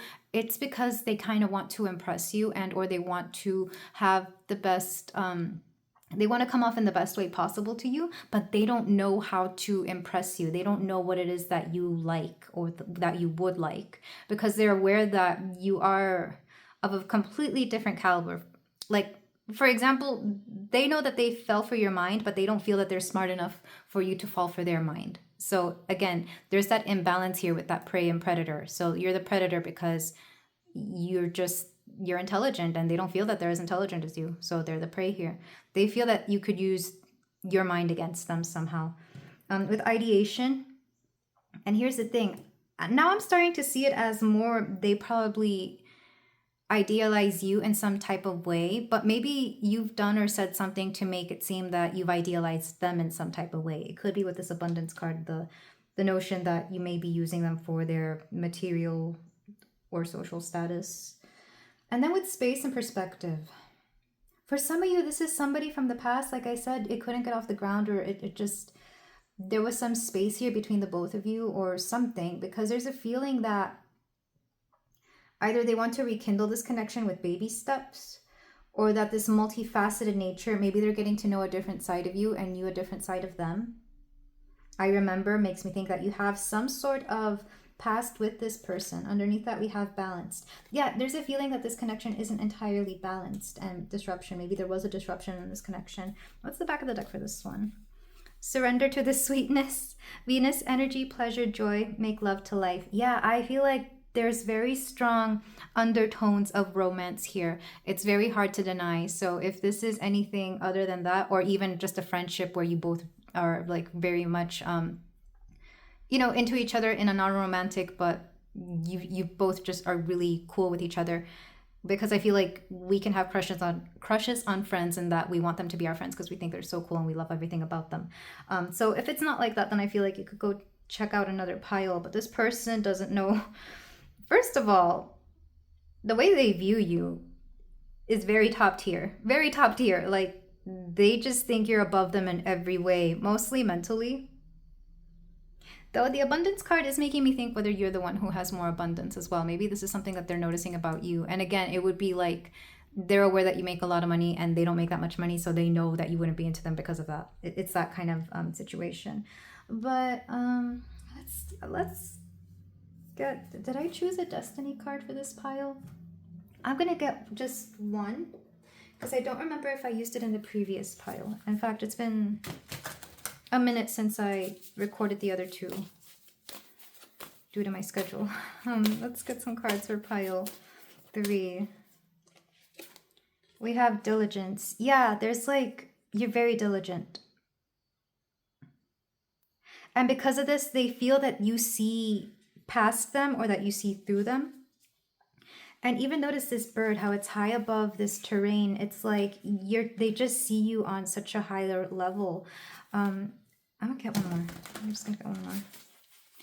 How does your person think that you view them? So they think that they feel they're not enough for you. They think that you think that they're not enough for you, that it would take a long time before they get to your level. Success. Yeah, something about success is important here. Like, either they see you as very successful, or they feel that they need to be more successful to attract you or to be on your level. This person is very much, they see you as prey, or they seem to think that you know that, sorry, they don't see you as prey. They see you as a predator, and they seem to think that you're aware that you're a predator and that they are prey. They think you're coming after them, and the thing is, they're afraid they're not going to be able to resist it, because you really do know how to get to them. You understand. They think that you understand that it's everything that is inside your mind, your heart, your personality. That is actually what they are very much attracted to. I feel like if you really tried, you could get this person. You could play this person like a fiddle, but I don't think you ever would, and that's why this anxiety card comes through here. It's like, is my pile 3 even aware of how much power they have over me? And that's not fair. So they get anxious of what you would do to them. It's like they're very much at your mercy here. That's why Zeus and Thoth came out. Zeus, essentially, it's like, whatever the situation is, whatever your genders are, you're very much daddy in this situation, pile 3. Regardless of genders, regardless of what you're into, you're very much daddy here. Like, you set the rules, you set the tone. They would submit to you instantly, and I'm not sure if they're even comfortable with the whole notion of submitting to anybody, but with you, yeah, they would. And I feel like that's something very new for them. Very interesting energy. So let's go ahead and move on to the tarot portion to see in more detail what they think you think of them. Because I kind of want to see your perspective on this. If this is a case, I want to know, like, are you really trying to play this person like a fiddle, walk them like a dog? I don't know. Because it took a lot for me to get to there. Maybe they're just now realizing that, oh wow, I could give all my submission over to pile 3 and be fine with it. Very interesting energy. Okay, so the first card is going to be how they think you view them. The second one is how they feel about that. Third is going to be any actions they might do as a result of this. Fourth is going to be one of them is going to be the last one is going to be whether they are going to attempt to clarify this. I don't know what I want the fourth one to be. So how do they think you view them? 3 of coins. So this could be a work situation, or you could just be collaborating on something. I feel like they only see you as platonically as a coworker. I feel like you do run into them from time to time, even if it's just your social circle or within your community. There's something here about your acquaintances, essentially. 3 of Pentacles to me is an acquaintance card, because 3 of Cups would definitely be friends. Like, you'd be closer than just acquaintances. How do they feel about this? We have the King of Pentacles. Sorry, the Knight of Pentacles. They feel that you're going to be in their life for some time, so they have all the time in the world to get to wherever it is that either you are, or to get to whatever it is that they want with you. This is slow but steady progress. It's like they can envision themselves having some sort of future with you, whether that's romantic, whether that's past romantic, whether that's business-wise. It's like they know you're of use to them somehow, or beneficial to their growth. Any actions that they may take towards you regarding this? We have the King of Wands. They're going to try and show off for sure. I feel like they're going to try to reassert dominance, or try to prove that they are very much the ones in control, because I'm being told to take this a little bit immaturely, which out of all the kings, the King of Wands would be the one who is the most immature, because they are forever a kid at heart. But this person would be like, you're not the boss of me. You can't tell me what to do. You don't intimidate me. It's kind of like how the more yappy the dog, the more they bark, the more they want to be dominated, if that makes sense. Like, you get this a lot with little dogs because they actually want a leader. I don't know why I brought that up. I forget where I learned that, but this is true. Like, when a dog is very yappy and barky, it's because they need somebody to lead them. They need an alpha. It's like, they bark because they are aware that somebody is very much an alpha and they're not. So they're waiting for somebody to put them in their place. This is what this person is giving me, essentially. Another way of seeing this, and I hate this example, but it just rings true in a lot of these things. Like, if it's a romantic thing, like, you know, in elementary school or when kids are kids, like, the boy is into the girl, but he doesn't know what to do, so he like picks on her because that's the only way he knows how to approach girls. That's what I'm getting. Again, take that example only if it resonates. I don't like it, but sometimes that's what it is. It's like they don't know what to do, so they act out. Okay. Actions that they wish you would take towards them regarding this.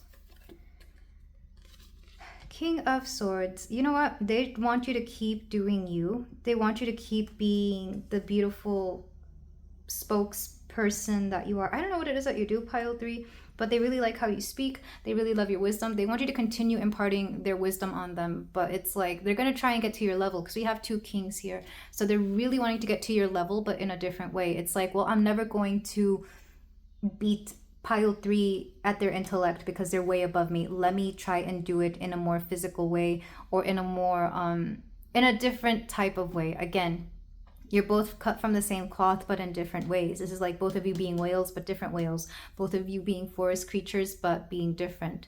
And I wouldn't say that wands or swords is more prey and or predator here. I feel like they're equals, but just different modalities.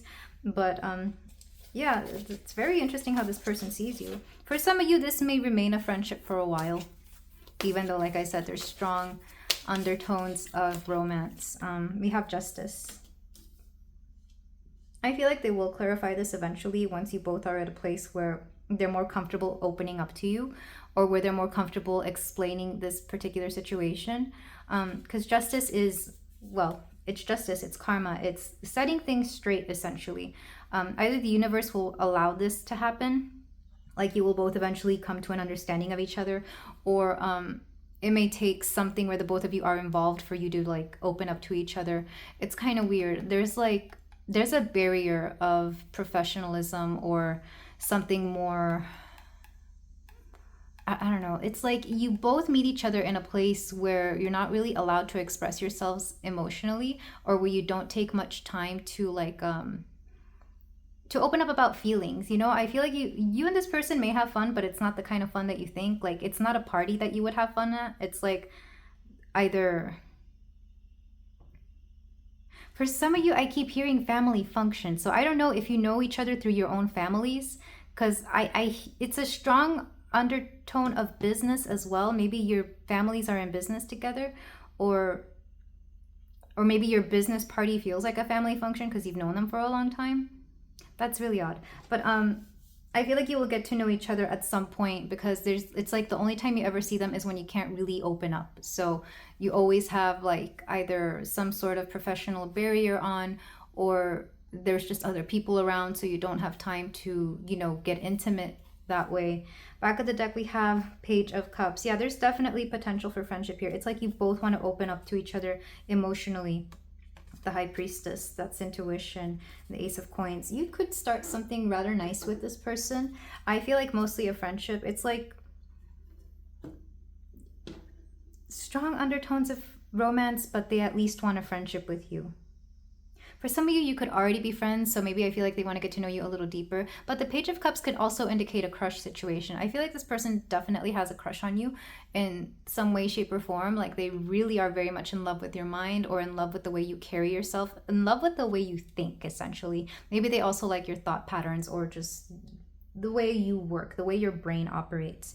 Let's go ahead and get your side of the things, though, pile 3. Let's see if you're actually viewing them the same way that they think you are viewing them. So for my pile 3, let's clarify how you actually view them. 10 of Swords. Okay, this person, either they did you dirty, or you feel like there's nothing to do with this person. We have stabbed in the back here, so I'm wondering if this person betrayed you somehow. Okay, so you definitely don't like them that much, or at the very least you're wary of them. Let's see how you feel emotionally about this. Tell me how you really feel, pile 3. King of Wands. It's kind of like you've picked yourself back up, and you know better than to fall for whatever it is that like whatever this person put you through, you feel that it's made you stronger. You feel that it has made you stronger, and you don't, I don't know if you want anything to do with this person. And here's the odd part. Let's get the rest of these cards. Wow. What did they do to you, pile 3? What did they do? Because it seems like they're very unaware of the hurt. If they have hurt you in any way, or if they have done something to you, I don't think they're aware. Okay, let's clarify action towards them, your actions towards them. You're going to keep handling them in a very professional way. Because 3 of Coins, it's like, yeah, they see that you only see them as a coworker, and you're like, yeah, you're very much a coworker. Or acquaintance. They think you're just an acquaintance. It's like, yes, you're very much an acquaintance. Maybe there's a past here where you both used to date, but now you're back to being not even friends, which would explain why they want to be your friend again, because I feel like you don't see them that way. You're like, yeah, no, I'm sorry. So pile 3, any actions you wish they would take toward you. We have the 3 of Cups. I feel like you wish they would try and socialize with you again, because whatever the situation is, I feel like you're not going to be the one to say you're sorry. Yeah, I'm hearing Madonna's, I don't want to hear, I don't want to know. Please don't say I'm sorry or forgive me. Yeah, what song is that? Is it called just Sorry? I've heard it all before, and I can take care of myself. Yeah, you have a little bit something against this person, so this is very interesting. And will you come forward to clarify this? This explains the Justice card as well. It's like they will clarify things so that you can finally see them the way that they want you to see them, how, like, they just want you to see them in a better way. Maybe they're not even aware that you see them negatively. Okay, we have the Ace of Swords. You're willing for a fresh start here. You're willing for something new, but it's like you're not going to be the first one to make this decision. You're not going to be the first one to come through. Even though we have King of Wands here, I feel like it's very natural for you to come through and actually do something or say something. But in this case, you're like, the 10 of Swords just hit me very hard. It's like, wow, this person really did a number on you. Or maybe they did something really awful, and because they don't even feel about it and feel bad about it, it makes it even worse, because, oh my God, pile 3. I can see why you're here. It's like, does this person think I like them? Because I don't like them. That's what you're saying, pile 3. You're like, does this person think we're good? Because we're not good. Oh, geez. Back of the deck, Queen of Pentacles. Yeah, it's like you're willing to wait for them to own up to their BS, but you don't know when that's going to be. But a queen doesn't go out of her way to do anything. The queen waits for the king to show up, or for the knight to show up. However they want to show up, you're going to wait for them to show up with either an apology or with the justice that you deserve from them. It's like, I don't think they're definitely not aware that you hate them. That's for sure, pile 3. Or that you have some sort of negative views towards them. Maybe this is something you're already over. Maybe you're over the whole situation, but it's still like it remains to be seen that they haven't apologized to you, or that they haven't talked to you about something. That would explain the baby steps. Maybe they should be walking on eggshells, but because for your person, there's a little bit of lack of awareness of like the consequences of their actions. I get this sometimes. Either this person, and this isn't to say anything negative on to people who have things like autism or are on the spectrum or anything, but I feel like they're very unaware of some of the things that they do. This one specifically, it's just like they're not aware of the hurt that they have caused you. It could just be you as well. Like maybe you are the kind of person who suffers in silence and you never let anybody see your emotions, or you never tell anybody what's going on. Or maybe when this happened, you had a very strong, brave face on, but as soon as they turned away, or as soon as like you were behind closed doors, you just were really in a bad state of mind. I think this person hurt you and they're not aware that they hurt you, because I don't think this person would ever try to hurt you on purpose, if that makes any sense. I'm not getting that this person is malicious, even though they do have this weird mindset of like prey and predator. I don't think they ever saw themselves as the predator, and they definitely didn't see you as prey. And if they did, they quickly realized that it was the other way around. And if for some reason they are aware that they hurt you, it's because they were aware of the power that you had over them. But again, I'm not getting strong animosity towards you here, but I am getting a strong sense of animosity from you towards them. And I need you to understand they're not even aware of this. So, very interesting energy. Like, it just got a little awkward for me. Like, I'm here saying like, oh, this person really is really into you. What's going on? But you're like, oh, well, I'm not into them. We have a lot of threes here. 3 of Pentacles, 3 of Cups. Which makes me think if there was like ever some sort of third party situation. I'm not sure, but it doesn't even have to be romantic. It could just be that something else took their attention away. I feel like the both of you have never been romantic together, but there, like I said, there's a strong undertone of that. Because the Page of Cups is not somebody who, like if it was the Knight of Cups, like yeah, you had definitely hooked up, or at least, or there was something there. But Page of Cups is like a crush situation, and it never got past that. Yeah, I feel like this person made you feel like a third party, or made you feel othered, like they chose something else over you, or they chose to focus their attention on something else over you, and that's where you ended up being hurt. Even if that other situation, I guess if it was work, it makes sense. Or maybe they're the kind of person who was just so busy and they wouldn't make time for you. And that hurt. Like, there's something here about this person not prioritizing you, and that's what made you feel that you had to walk away, or made you feel less than you actually were, because there's something about a wounded ego here. But you've picked yourself back up very quickly. To go from the Ten of Swords to the King of Wands, I mean, your confidence probably got even better after that whole situation. Geez, let's underneath the Queen of Pentacles. We have the Six of Swords. Yeah, you moved on from them, and you stewed in this whole contemplative energy for a while, and then you picked yourself back up and started better things. A star. Yeah, like I said, they see you as a star, and now you're very defensive towards them. What's underneath that? Yeah, they love your intuition. Very interesting energy. Let's go ahead and move on to the closing messages. But I feel like you would be open to whatever they want, but you have to set things, or they have to set things straight. Well, I say you because you do have to clarify to them that this whole situation left you very wounded, or that they hurt you, and they're not very aware of the situation. Because nothing in the, well, I shouldn't say nothing in the oracles, because I barely remember some of the oracles. It's like there's no indication that they feel that they've hurt you, and if anything, they feel that you could have easily hurt them. And I'm not sure if they're trying to shift the blame on you. I don't think so. Well, I guess you would know if this person would, but it's just very interesting energy. I'm going to use my handmade oracle. These are just postcards that I put just random quotes and sayings and things that came to my head. So for my pile 3, we have, you taught me a lot. I'm very grateful. Yeah, you definitely taught this person a lot. Like I said, they love your mind. If a physical place calls you, ask why. The answer is there.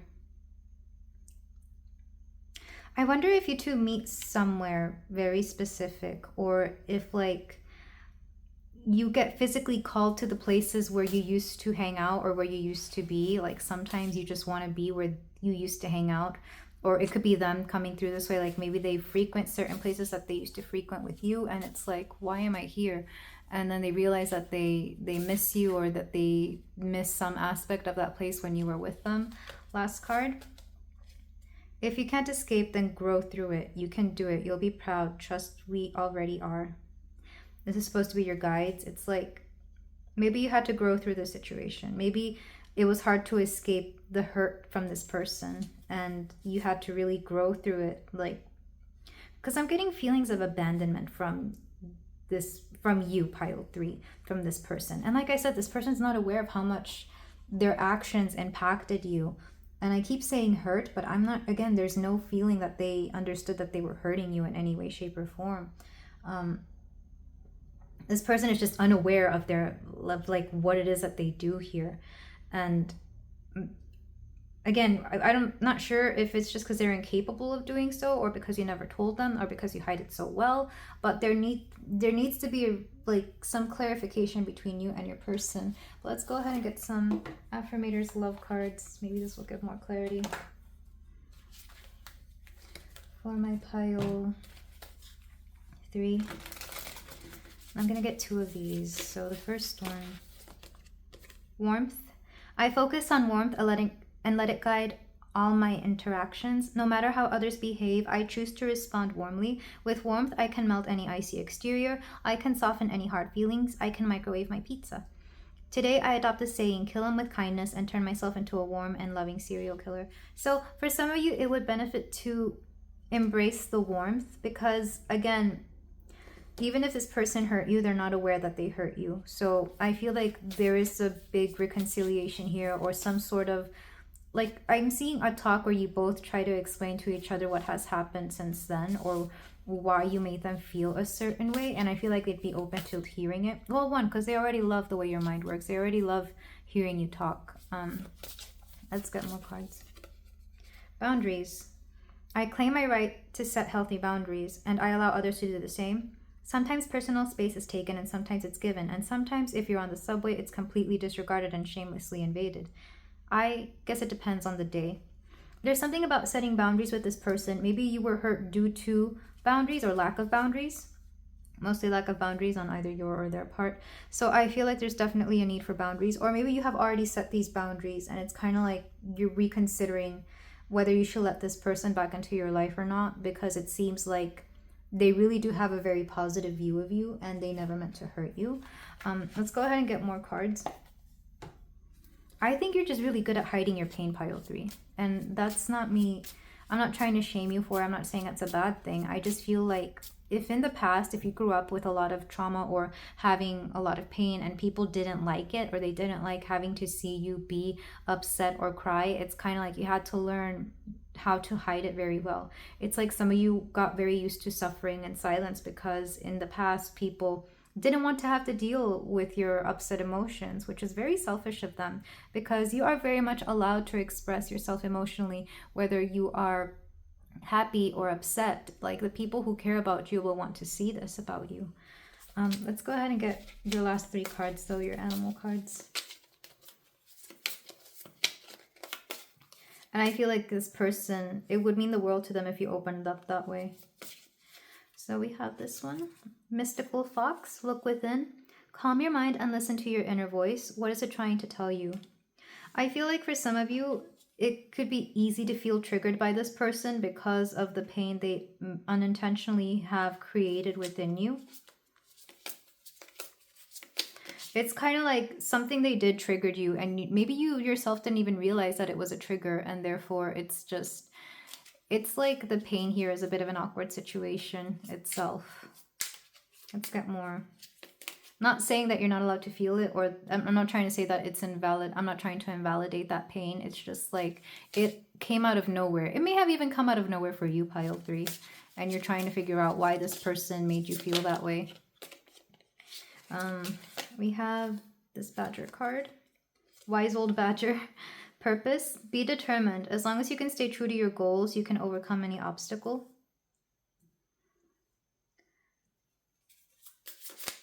It's kind of like, don't let this person take you back to a certain way of feeling, because for some of you, you're kind of afraid that if you let this person back into your life, that they're going to do something unintentionally or intentionally again to make you feel this way. And then we have this, the sage frog, balance. Your life needs balance. Sometimes you've caught enough flies and it's time to kick back.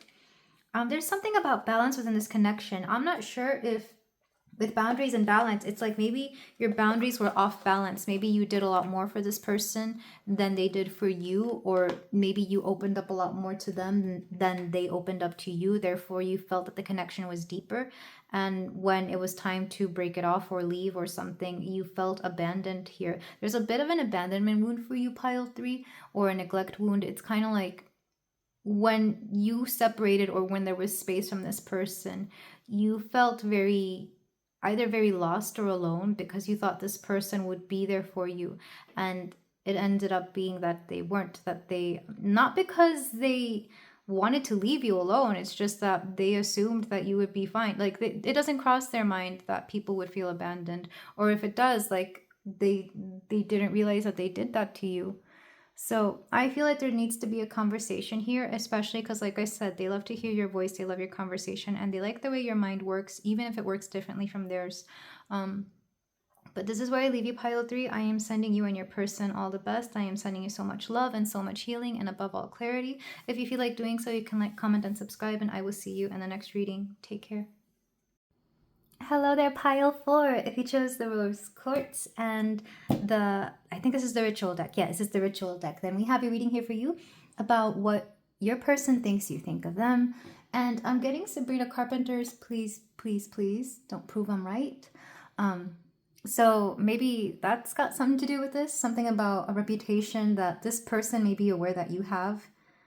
And they kind of don't want you to end up like that reputation that they hear about you. At least, correct me if I'm wrong. It's been a minute since I only heard the song in its entirety once, but it's all over TikTok. So yeah, I feel like that song is coming through for this group. So it could definitely be something about a reputation here that either you may have. I feel like it really is you. I feel like they think that you have a reputation of some sort. So let's figure out what it is. And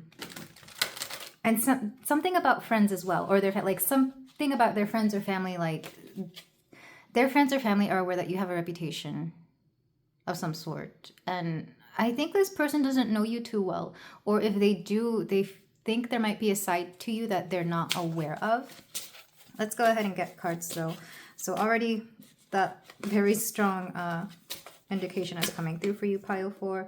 We have first quarter, focus, momentum, and motivation. So yeah, this is definitely a newer connection. The first quarter is going to be like that first phase of a moon after it has become new. So it's not like you're new yet. Like you definitely know each other to some extent, but you're still in the getting to know each other phases. Like you may have only known each other for, I'm seeing 3 to 4 weeks or months, depending on the situation. Whatever the amount of time it takes for you to get to know somebody here. Or even if you have known them longer, maybe you just don't know them that well yet. We also have waxing crescent. Interesting. Declaration, options, and assessment. Yeah, it's like they're assessing you. And I feel like you both have options. I feel like for a lot of you, this is romantic, and that's why the options is coming through. If it's a friend, I feel like you're still not sure if you want to include this person as part of your friends. Like, you would still consider them a very not so close friend or an acquaintance even. Funny that the moon phases are all coming through, because not all of this deck is moon phases. We have seed of life, miracle, oneness, a potential. Yeah, there's definitely a potential here with seeds. I'm thinking that you two have planted something here. And I'm seeing this as like the both of you. But right now, this person doesn't feel like they know you that well. In fact, I think waxing crescent is first and then first quarter. So it's kind of like they're going back to some things about your past, the past that you had with this person. We have violet, spirituality, magic, and attunement. Something about a intuitive nudge is telling them something about you, or if you yourself are very intuitive, then they are aware of this. Let's get one more card. Crown, bliss, communion, impermanence. I feel like they have a good feeling about you above all, because when I'm thinking of the crown, I'm thinking of enlightenment. It's like they would be very merciful toward you. I don't know why I'm saying that. I feel like as if they were a god. I feel like they would be very honest and or gentle with you. This person sees a lot of your light, or at the very least, they feel that you are this way. They think that This person's pretty guarded, I'm not gonna lie. I'm trying to tap into their energy and they're pretty guarded. I'm not sure if they have a protective aura around them. Maybe they themselves are also very spiritual, therefore they have that protective spiritual light around them, which would make sense with the crown and violet. I feel like they themselves could also be very intuitive, but if not, they feel like you have a very deep intuition about them. And that's part of the reason they tend to act right around you, even if they don't typically act right around anybody else. This could be somebody who can't help but be compelled to be very honest with you. This does happen with certain people who are very intuitive. Like, I'm thinking of Wonder Woman's lasso. Like, it's kind of like you have them wrapped up in that lasso where they can't help but be honest with you about certain things. So if they do avoid you, it's because they know they're going to have to be honest with you. I'm not sure if you are or not. I feel like you two are still in the talking stages. I don't feel like there's any there's no animosity here. It's more a very strong curiosity, inquisitiveness. The overall energy is questioning. Back of the deck we have algae, guardianship, security, and higher self. I also associate this with friendship. So yeah, very strong third eye and crown. So I feel like this person definitely thinks about you a lot, or you get them in their headspace. It's kind of like, even if they don't typically think too much about other people, when it comes to you, you really have them in their headspace for several reasons. I'm not sure if this is because they choose to be in that headspace or you just naturally put them there. What's underneath that? Snowflake obsidian. Yeah, shadow, integration, and introspection. There's something... It's like they're looking out for some shady stuff that you could possibly do. I know that sounds odd because I'm not sure if you are this way, pile 4, but this person may have heard things about you.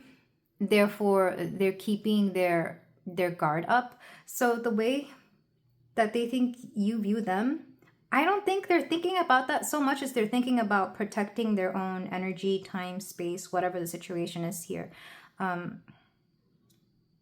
But I do see, maybe it's also because you're just so new to each other that they don't know what you would think about them.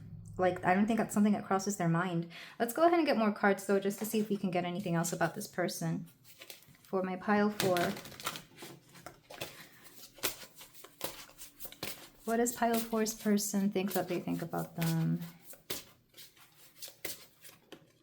Ganesha, obstacles. So, yeah, I was kind of getting that. Let's get another card, just because... Jade Emperor, organization. So your person's very organized. I was getting a Jade Emperor as them because I'm getting... I don't even know how to put this. I'm thinking of certain, like, either Libra or Virgo people that I know. And the way they view things is that they don't make a judgment until they get to know somebody, and even then they're willing to give them a benefit of a doubt. Because with organization, I was thinking of how Virgos are very organized. So even with you, when it comes to you, you get them in their headspace, but not in the way that you think. It's not that they try to think of you as good or bad. It's just that they have heard things about people, so they notice things that you say, things that you do, how you say them, how you do them, and that's how they think about you in their mind space, if that makes any sense. With Ganesha, obstacles, I feel like there have been things that have come between the both of you getting to know each other. Either that's like schedules that are always just not aligning, or maybe people are trying to either intentionally or unintentionally drive you apart. I feel like there's a lot of obstacles for sure, also distractions within this connection. It's kind of like maybe you decided one day to hang out with each other, but then like this one friend comes along and it's like, hey, hang out with me instead, and you end up going to hang out with them. Or maybe you were supposed to meet it's like you two were supposed to do something, but then something gets set off course and that changes the whole situation. And this is out of both of your control. This is not something where like one or the both of you cancel, or if you do cancel, it's again for reasons that would make sense for them to cancel. This is not anybody standing you up over dumb things. It would be like you and this person decide to hang out one day, but then their mother has some thing going on, and it's like, well, you understand because that's their mother. You're not going to get mad over them choosing to help their parent over you. It's that kind of situation where it's just things don't seem to align, and that's why I feel like they don't have that big of an impression of you, or why they don't really think what you would think of them, because they're such a... It's like this is something that is very hard to get off the ground for whatever reason. And yet there's a wanting to get to know each other. I feel like on both of your parts. There is a big openness from them to you. With Algi's, again, this is the friendship rune, and I feel like this is where it stays for now because it hasn't really progressed forward. So we'll try and get a little bit of how they view you as well. I mean, That has been coming through in every single pile, is like how this person views you and therefore how they think you view them. So let's go ahead and get more cards for my pile 4. I want to get more about this person for you. But there is potential here. I need you to know that. I feel like there's mutual something here, either attraction, interest, whatever the situation is. Like I said, this could be friends or lovers. But definitely friends, because it's just, let's see, we have Panther. Yeah, predatory.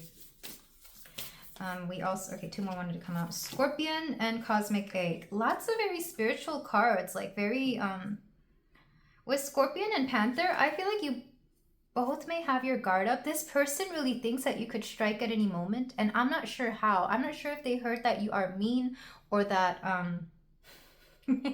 for some people, when I'm thinking of the Panther, I'm thinking of cougar. So maybe some of you are like an older woman trying to pursue somebody younger here. Take that only if it resonates. It's not going to be everybody.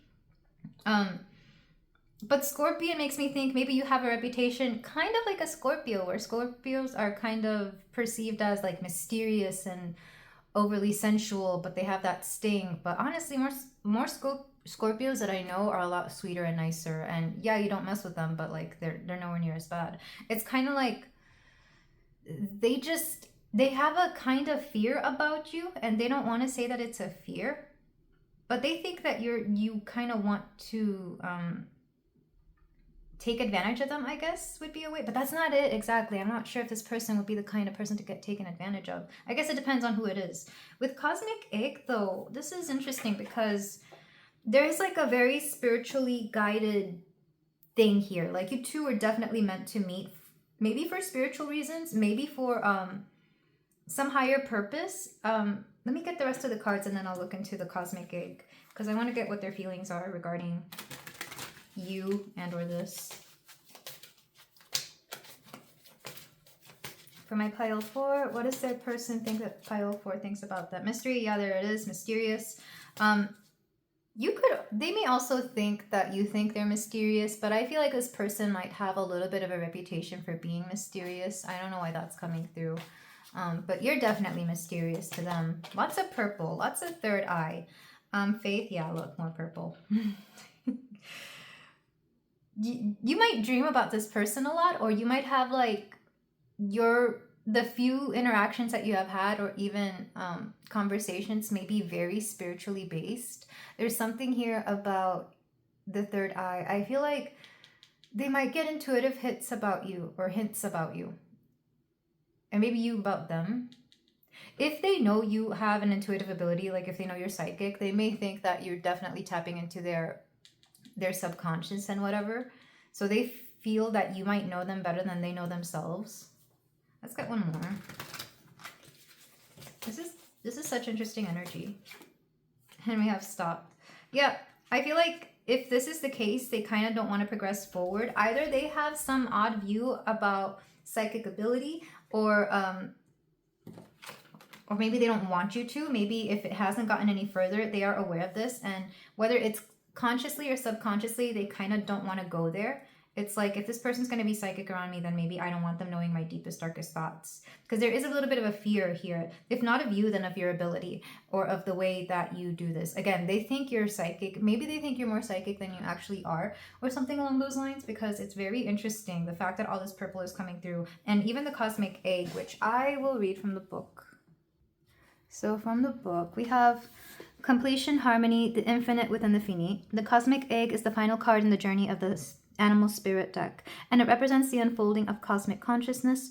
This state emerges after we have tread the path for quite some time, and through self-effort and grace we experience self-realization. A sense of contentment and oneness spontaneously arises within us, and the veils of our self-limiting beliefs are lifted. When the essence of the Cosmic Egg has not been activated, we may feel as if we will never get there, or that we travel alone, disconnected from others. Okay, that's what I thought. It's kind of like they feel you're probably the most ascended master they will ever meet, and they're kind of both intimidated but also wary of that. It's like, I don't know if I want to hang around somebody like that, and I'm not sure why. I don't know what this person hides, or if they just kind of value their psychic privacy, if that's a thing. Like they want to value, like they want to keep their thoughts private, or whatever's going on here. Which is odd because I'm not getting the sense that this person is very... I don't feel like they're shady. I feel like they just kind of want to be left alone. If that makes any sense. Like this person, they wouldn't know how to interact with a person like you. And they're kind of wary of that. I know that's weird. This is their perception of you. I feel like the need to say that because it's very odd. It's like, and I kind of get this. Like when I tell people that I read tarot and do all this stuff, like some people are just weird about it. So I have to keep it secret, or I don't reveal it to everybody. And maybe this is the same case with you and this person, but for a lot of you, because you want to get closer to this person, or at the very least you want to know why they are acting the way they do, this is what this is. They don't know how to handle somebody like you, and they don't know if they want to. But there is a feeling here that they would value you as a friend. And with organization, I'm also thinking of somebody who may be able to help you out business-wise. So maybe they see you on a very professional level, especially if this person works in something that could be of use to you. Take that only if it resonates. But this is what I have. You two do not know each other very well yet. So that's your indication of who this person is. Lots of third eye activity. So I feel like they feel that you read them very telepathically, very, like, just think of the most... They're not that they see it as a gimmick. I feel like they do believe in psychic ability, but they've never had to deal with that. Like they don't know what to do with that, nor do they know if they want to deal with, like, do you know what I mean? Like they're very open-minded for sure. And I feel like they themselves could even have this ability, but it's kind of like that's not something that they, not saying that they don't care about it, but they don't know what to think of it. It's kind of like you would be the first person. I forgot your destiny cards. I meant to get them. Okay, let me get 2 of them. By their lonesome. 2 more cards for how they think pile 4 views them. Love. Okay, this is definitely a love connection. There's definitely a feeling here that they understand that you're into them. Like they know that you want to get closer to them. And maybe they want to get closer to you too, and thriving. Look, you both see each other as very successful. I feel like this person sees that you are going to go places because you're very unique. There's not a lot of people like you out there, and they feel like whatever you do would actually make sense in this world.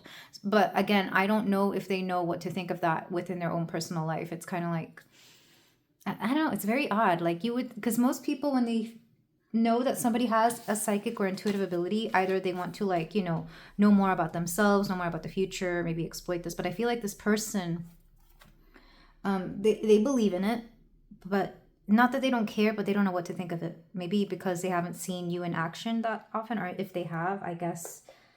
I don't know, very interesting. But I want to get into the tarot about this person. So let's get the first card. The first row is going to be them. Underneath that is going to be you and how you actually feel about them. So what is my pile 4's person? If I've been calling you pile 1, I am sorry, pile 4. How does my pile 4's person think that pile 4 sees them? So the star. They know that you're very interested in them, that's for sure. I think that's pretty obvious. Maybe you've made it a point to be obvious with them as well, as to not weird them out. I feel like if you're like the more direct type, maybe you go out of your way to be very blunt and honest with them, that you are into them, are attracted to them, and would like to get to know them better. Because I feel like this is actually accurate. Well, I guess we'll compare your cards, but they feel that you're very much into them, because the star is also promise and hope, and actually that goes with thriving. So another way that they think you see them is that they are thriving, that they are always doing good and well, and just on the up and up, essentially. Let's go ahead and get the rest of your cards.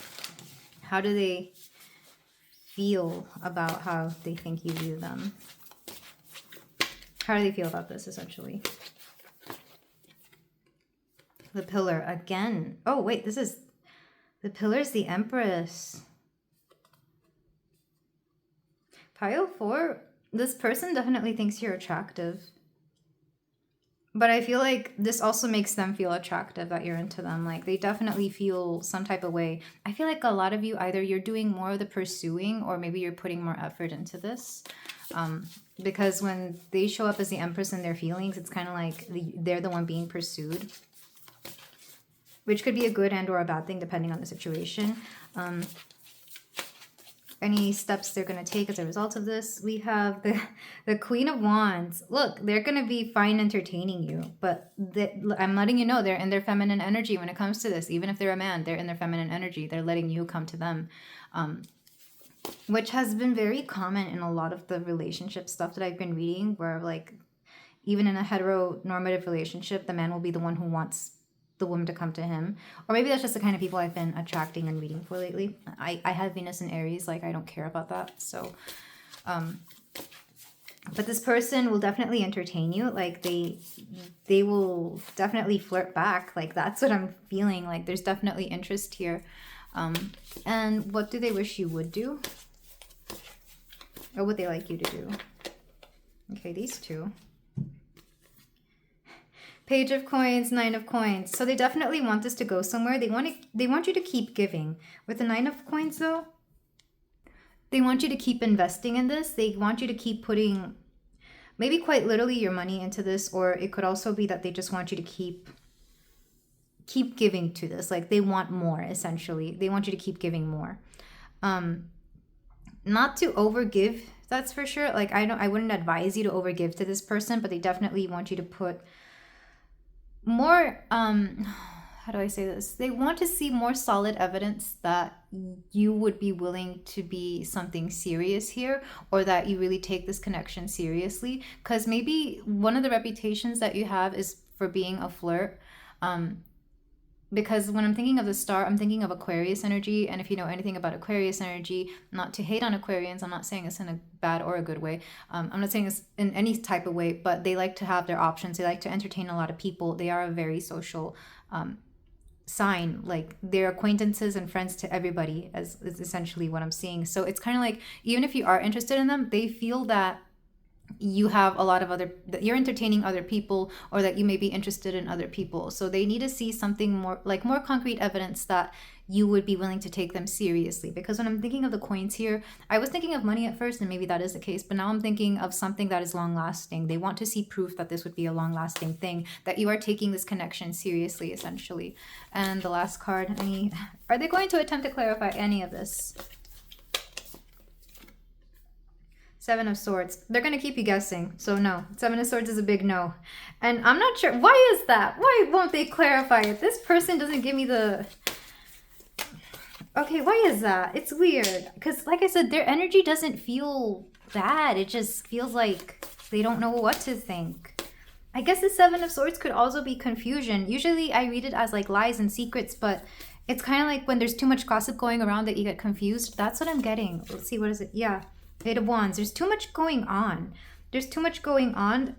And another way I'm seeing this is that if they don't clarify it, it's because you will move on quickly, or they're going to move on quickly. It's going to be one of those, like, this is too much for me. Like, I don't feel like putting too much into this if it's not going anywhere, or if this person is going to insist on viewing some type of way.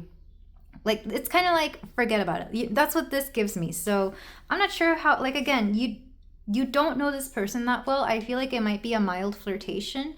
Let's go ahead. Back of the deck. Eight of Coins. And yet it would be something nice if something happened out of this, because I feel like there's actually something pretty cool about this. Okay. Let's go ahead and get your cards, because this has been the most interesting energy out of all of them so far. Like the other ones, I felt a little predictable, honestly, but this one... I don't know what's up with your person, and I don't know what kind of connection this is. Like I said, definitely friendship, flirtationship, maybe somebody you're dating, or a potential date, because I feel like you haven't even dated. Like I feel like it's been a lot of back and forth and talking and stuff. Okay, let's clarify how you actually think of them. How do you actually think of them? The Tower. They came out of nowhere. For you, this person is just kind of like, they're there, let me go for it. Like they're there, let me go for it. You might also see them as a bit chaotic, or maybe they have a little too much going on. Like maybe they have a little too much drama in their life. But it's kind of like, it's interesting. These are both Uranus and or Aquarius, essentially. The star Aquarius Tower is very Uranian energy, or is it Mars? Yeah, well, it says Mars here, but I've always seen it as Uranian energy because it's more, it's out of nowhere. To me, It's, yeah, sudden change, radical change, essentially. Okay, let's see how you feel about this person, how you feel about them. You're kind of, I'm not saying you're done with them, but you could take it or leave it. It's kind of like you're okay moving on from this person. You're actually not that bothered. They think you think of them in a higher way than you actually do. That's for sure. Your next actions towards this person. Page of Cups. You'll entertain some of the flirtation. You may even leave this as a friendship for sure, but you're not going to go out of your way to do more than what you want, that's for sure. And I had that kind of feeling. It's kind of like, you can take this or leave this, buddy. I don't need to be here. Maybe you do have multiple options. Maybe you don't really like this person. They'd be great, but I don't know. I don't feel animosity, and I don't feel like an overwhelming sense of love either. It's kind of like, you know, take it or leave it. Okay, what do you wish they would do? Queen of Wands. You wish they would entertain you. It's funny. What they want you to do is to make them the Queen of Wands. What you want them to do is make you the Queen of Wands. But I feel like neither of you are going to succumb to that. So both of you feel that you deserve the same treatment, but you're not going to give it to each other for whatever reason here. It's kind of like this is a stalemate. It's a stalemate, at least for the time being. Are you going to attempt to clarify this? Because I feel if anybody would, it would be you, pile 4. Yeah, you will. King of Cups. I'm not surprised. I feel like you have enough emotional maturity to actually come through and clarify some of the things that have been going on here. With the 7 of Swords, I wonder if this deception will be made known to you and you're going to be like, hey, why are you treating me this way? Or hey, how come we never really how come this never happened? I feel like you would be honest enough with this person that you would open up to them and be like, well, this is what I actually think of you. And if this is how you think of me, then we can just leave it at that. I feel like there's also no hard feelings on your end either, pile 4, because you're emotionally mature enough to understand, well, 1, your worth, and 2, that not everybody is made for you, that maybe this person isn't where they need to be in order to have anything with you, including a friendship. Back of the deck, we have Judgment. Yeah, I feel like if it comes down to should I stay or should I go, like if it comes down to making any sort of final decision about this connection, you will have to make it, or you will make it yourself, and you're going to be like, well, let's just leave it here. Because this person is so interesting. They want to be in feminine energy so bad, even if it's a guy, even if this is the most masculine guy you've ever seen. Like, I don't care. This person feels that people should be coming after them as opposed to the other way around. I think especially if you're a woman, this guy wants you to come after them. I'm being very heteronormative here, so just take it how it resonates. But I feel like this person wouldn't want to put in anywhere near as much effort as you would, is what I'm seeing, unfortunately. And that's a shame, because I feel like there's definitely interest here, but I feel like this person, maybe they've been hurt a lot. Maybe they just don't really want a relationship. So it's kind of like you would have to make this a thing. And you deserve better than that. You deserve somebody who's going to treat you like the Queen of Wands that you deserve, because you wish they would come through and, you know, try to razzle dazzle you. I don't know. Try to woo you. Try to serenade you. Why do you have to be the one who is the emotionally mature one here? They should have to be that as well. What's underneath the 8 of Coins? Ooh, Queen of Cups. It's like they might lose their chance with you and realize that they lost something good here. It's like you two could have actually had it. Yeah, Judgment. And they're going to end up making their choice as well to walk away after you've already made a choice. It's like, are you really making a choice after somebody else has already said what is going to be final here? No, it's like you made that choice. So I don't know. This person's odd. What's underneath Judgment though? The Fool. Yeah, you're going to carry on, move on to something new. And 6 of Pentacles, something that reciprocates your energy and makes you feel better about like you need more. I mean, there is a possibility here, if you wanted to clarify this, that if you really are interested in this person and you do want something serious with them, I feel like it would benefit you to say something.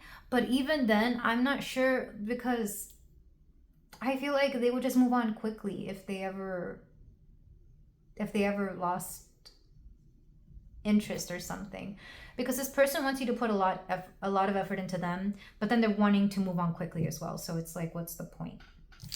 So I hope this is clarifying some things for you, pile 4. I really do hope so. This might be somebody that's not even worth wasting your time on. Maybe if you want to keep it as a flirtationship and just, you know, have friendly friendly banter, friendly talks, or even dates here and there, keep it at that. Just know that this person may not want a relationship or may not be there yet. Like, I'm seeing somebody who isn't developed enough to want, to know what they want. You know, it's kind of like that kind of situation. I'm not sure how much younger this person is, but I feel like they could still be trying to figure themselves out. So let's move on to some closing advice for you, my beautiful pile 4. So this is from my handmade oracle. I took a bunch of postcards and I wrote notes and quotes on them. Notes and quotes, I like that. We have this one. I shine my light the strongest when I am truly myself. Yeah, there's something about being your honest self here that is very important. And I feel like you already have been. It's kind of like I said, if you are very intuitive and they're reading you that way, I feel like you pretty much are. Because a lot of what I was getting about how they think you view them is a lot of stuff that may be true in this case, because you've already been honest with them. And they themselves may not know how to be honest. That 7 of Swords came out of nowhere. So maybe you've caught them in a lie and you're just like, I don't know if I like that. We also have this one. Your beauty is divine. So they definitely find you very beautiful. They find you very beautiful. I feel like this person would be the kind of person that if they fumbled you, if they ever lost you, they'd be like, oh, pile 4 is so good looking. I can't believe I let that go. It's that kind of energy. Even your personality. I feel like they may like your personality as well. Or something about you. Let's get one last card. We have this one. I know you got this. You were meant for more. Yeah, you were meant for more than whatever this person expects you to put. I almost said put out for them. You are meant for more than whatever this person wants you to do for them, because this, I don't know, this person just honestly thinks the world should revolve around them when it should revolve around the both of you. Let's get some animal or forest friends cards for my pile 4. Any closing advice on what their person thinks, that pile 4 thinks of them? We have this sleepy little fox. Peaceful fox, recharge. Take time out from life's demands. Rest, refresh, restore. So for a lot of you, I feel like this is just general advice to recharge. Remember to recharge your battery. We also have these 2 ducks and all the little ducklings. Inquisitive duckling, curiosity. To stay curious is to keep finding new possibilities. What are you curious about? Like I said, this person is very curious about you. I feel like they're just that kind of person. They could be a Gemini. I was getting a lot of air energy. So Libra, Gemini, Aquarius, and possibly Virgo. Honorary air sign. Let's get one more.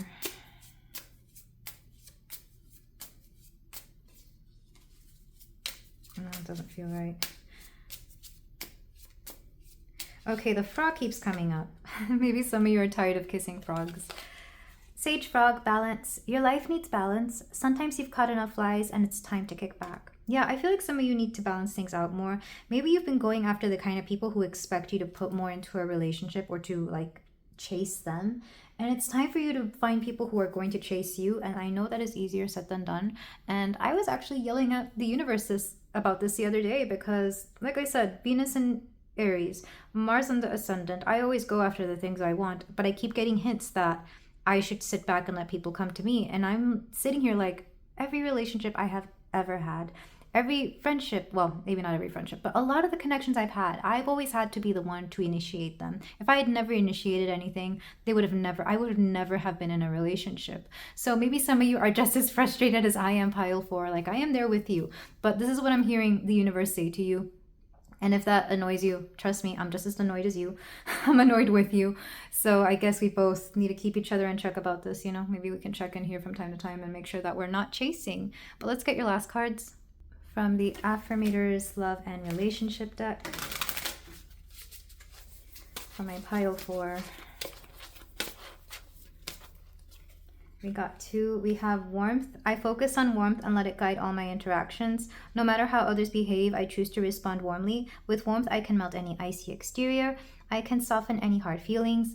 I can microwave my pizza. Today, I adopt the saying, kill him with kindness, and turn myself into a warm and loving serial killer. So I'm getting that the situation could require a lot more warmth. Maybe don't write them off right away. Definitely don't be mean toward them. Again, this person doesn't know what they want, so being nice could go a long way. Being nice could go a long way. I'm not saying to apologize about things you haven't done, but don't be mean. Again, easier said than done. If you are a Scorpio, because that was coming through in the oracles, maybe you have a hard time with that as well. No shade on the Scorpios. I just know that Scorpios like to treat people how they have been treated. So, by those people. So, yeah. Both of these cards came out in pile 3. Maybe some of you are coming from that pile. Boundaries. I claim my right to set healthy boundaries, and I allow others to do the same. Sometimes personal space is taken, and sometimes it's given. And sometimes, if you're on the subway, it's completely disregarded and shamelessly invaded. I guess it depends on the day. I'm going to get one more just because I feel like those were stuck together from the previous pile. Acceptance. When I get to know new people, I accept their actual traits rather than the ones I project on them. Same goes for the not new people I already know. Acceptance is the delicate art that reminds us everyone is their own unique self, and we can't expect them to ever be anything but. Man, how do those snowflakes do it? Yeah, I feel like just accepting a situation as it is will get you a longer way than being in a either bitter or negative way about it. Not saying that a lot of you would see it this way. It's just kind of like be open about this. Maybe things will turn around eventually, or maybe again, there's emotional immaturity on their part. And who knows, this person might end up being a better friend or something along those lines. But this is where I leave it, pile 4. Thank you so much for letting me read for you. If you feel like doing so, you can like, comment, and subscribe, and I will see you in the next reading. Take care.